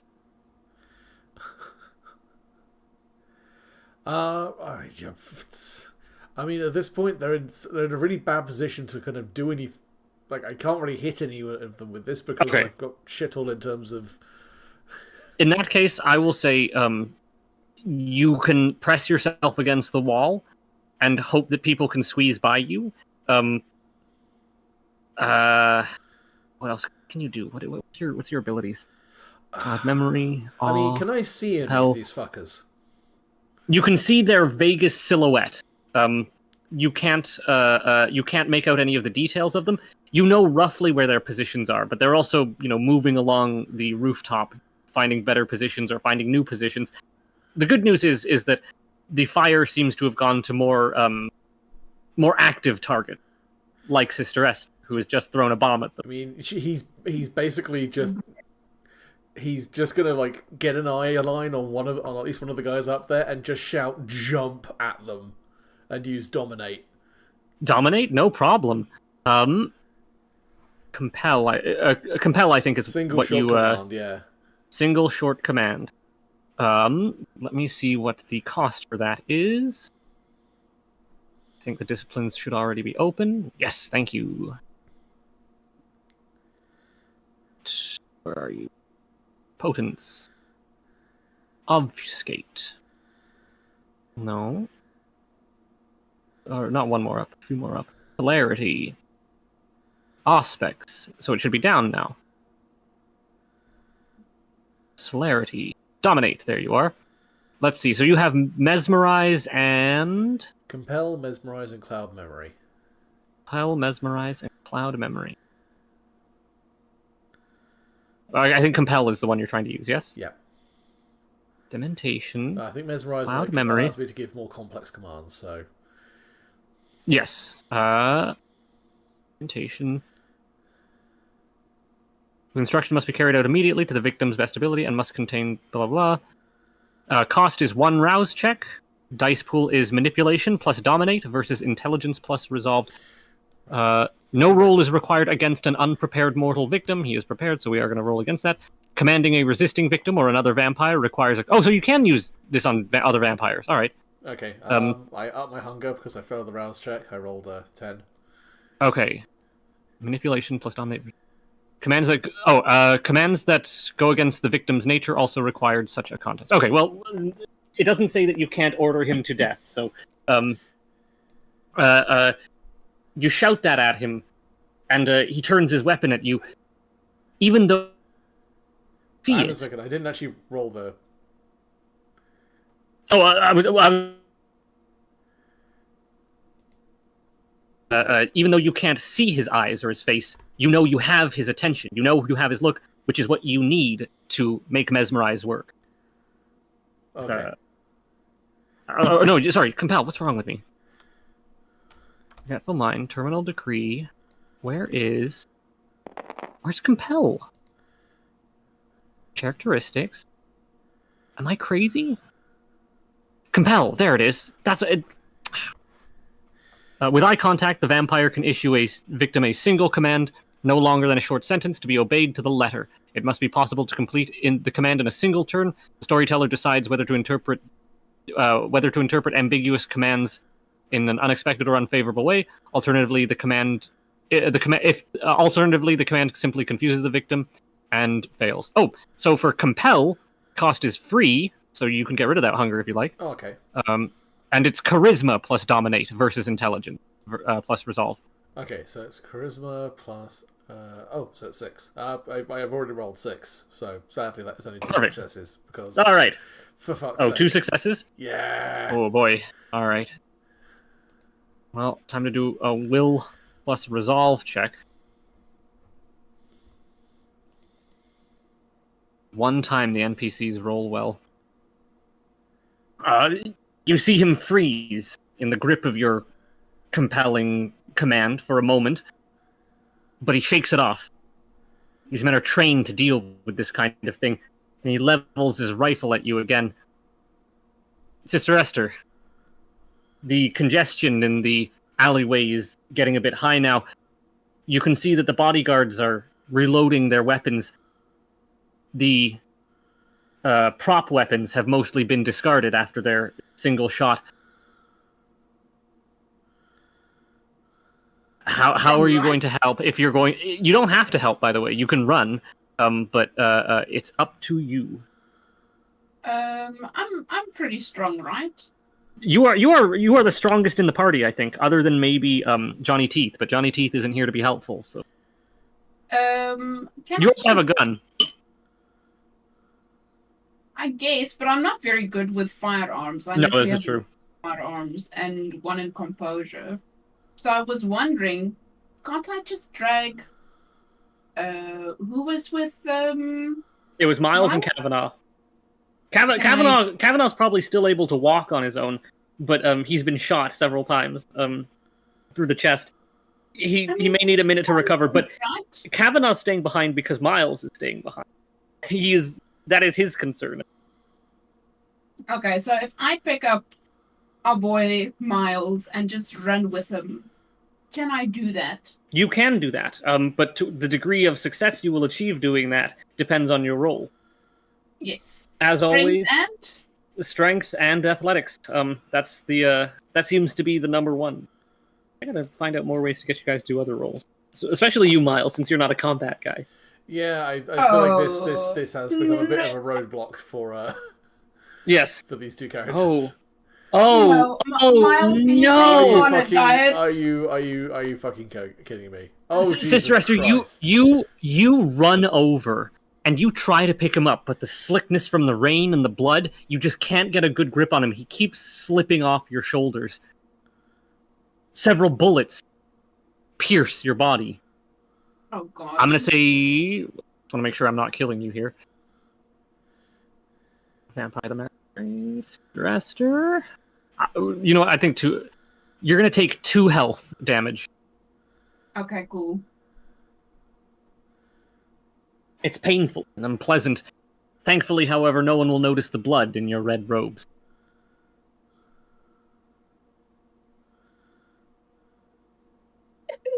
I tried my best. It's at this point that you see it just out of the corner of your eye, and then more directly as you turn your head towards it. It's that vampire from earlier who stood in front of the shotgun before moving out of the way. He's climbing the walls, his long protean claws digging into the brick, and he's moving with alarming speed. He reaches the roof, and you hear a shout of pain. The gunfire is suddenly turned away from you for a second, and you have your moment. Give me one last strength plus dexterity, Sister. Not strength plus dexterity. Strength plus athletics, Sister Esther, just to see if you can make it out of here. If she's helping us, At least can I one help? place. Can I throw in some dice Yes, here? thank fuck. Yeah, no, you go Please, ahead. take this man with It me looks like it was because it was a full success on her part, so I don't think you need to worry about it. Sister Esther, calling in on your inner strength, you manage to lift Miles and get a good grip on him. You have him basically slung over your shoulders, one arm gripping one of his arms, the other arm gripping his thigh. Kavanaugh, both impressed and grateful, limps behind you, and the vampires who were somewhat trapped by this congestion are also extremely grateful. Your movement draws attention, though, and several more bullets shoot out. You see some of the vampires behind you get hit, some of them even fall to the ground, unable to move. Perhaps a bullet pierced their heart, and now they are trapped in a state of... there's a specific word for it, but they're trapped in that stasis state that the piercing of the heart makes, but you don't have time to turn back. Kavanaugh slides in front of you and ushers you down the manhole, doing his best to gently move Miles down the ladder. It's not easy work, and it's slow, and another bullet strikes him just by the temple. Not through the temple, mind you, by the temple, and the head wound starts bleeding profusely. You slink away into the sewers, which are churning with rainwater. It's not a pleasant smell. It's an extremely unhappy place to be in. But you're safe. And with Kavanaugh's knowledge, you can at least get back to the safe house, where there is no doubt some blood waiting for you to help you heal your wounds. As for Crenshaw and his retinue, there's no sign of them. Can't worry about that now. And that is where we shall end today's session. Jeez. Boy! awesome, but geez, that last roll was absolutely terrible. That last roll where you tried to pick Miles up? Woof. Yes. Yeah.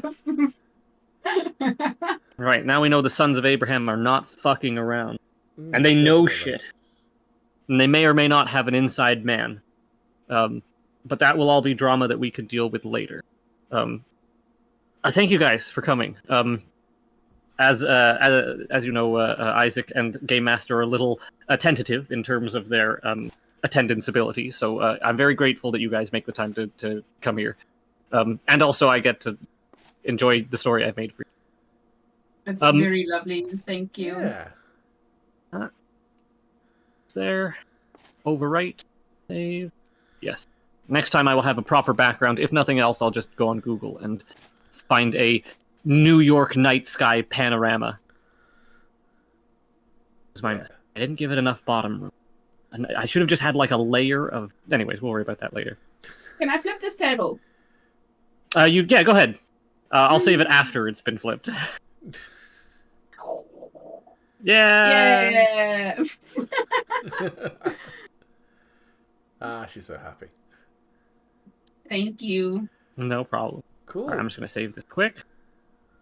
You guys are absolved of any social obligation.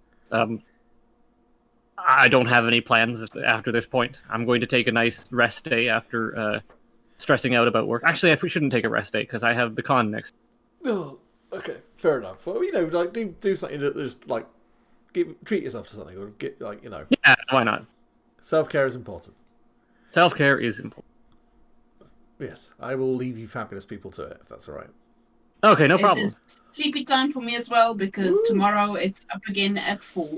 Okay. Oh, fucking hell. Well, in which case, yeah, go sleep. Yes. Thanks, guys. Have a Thank lovely you. evening. Good night. Bye. Bye.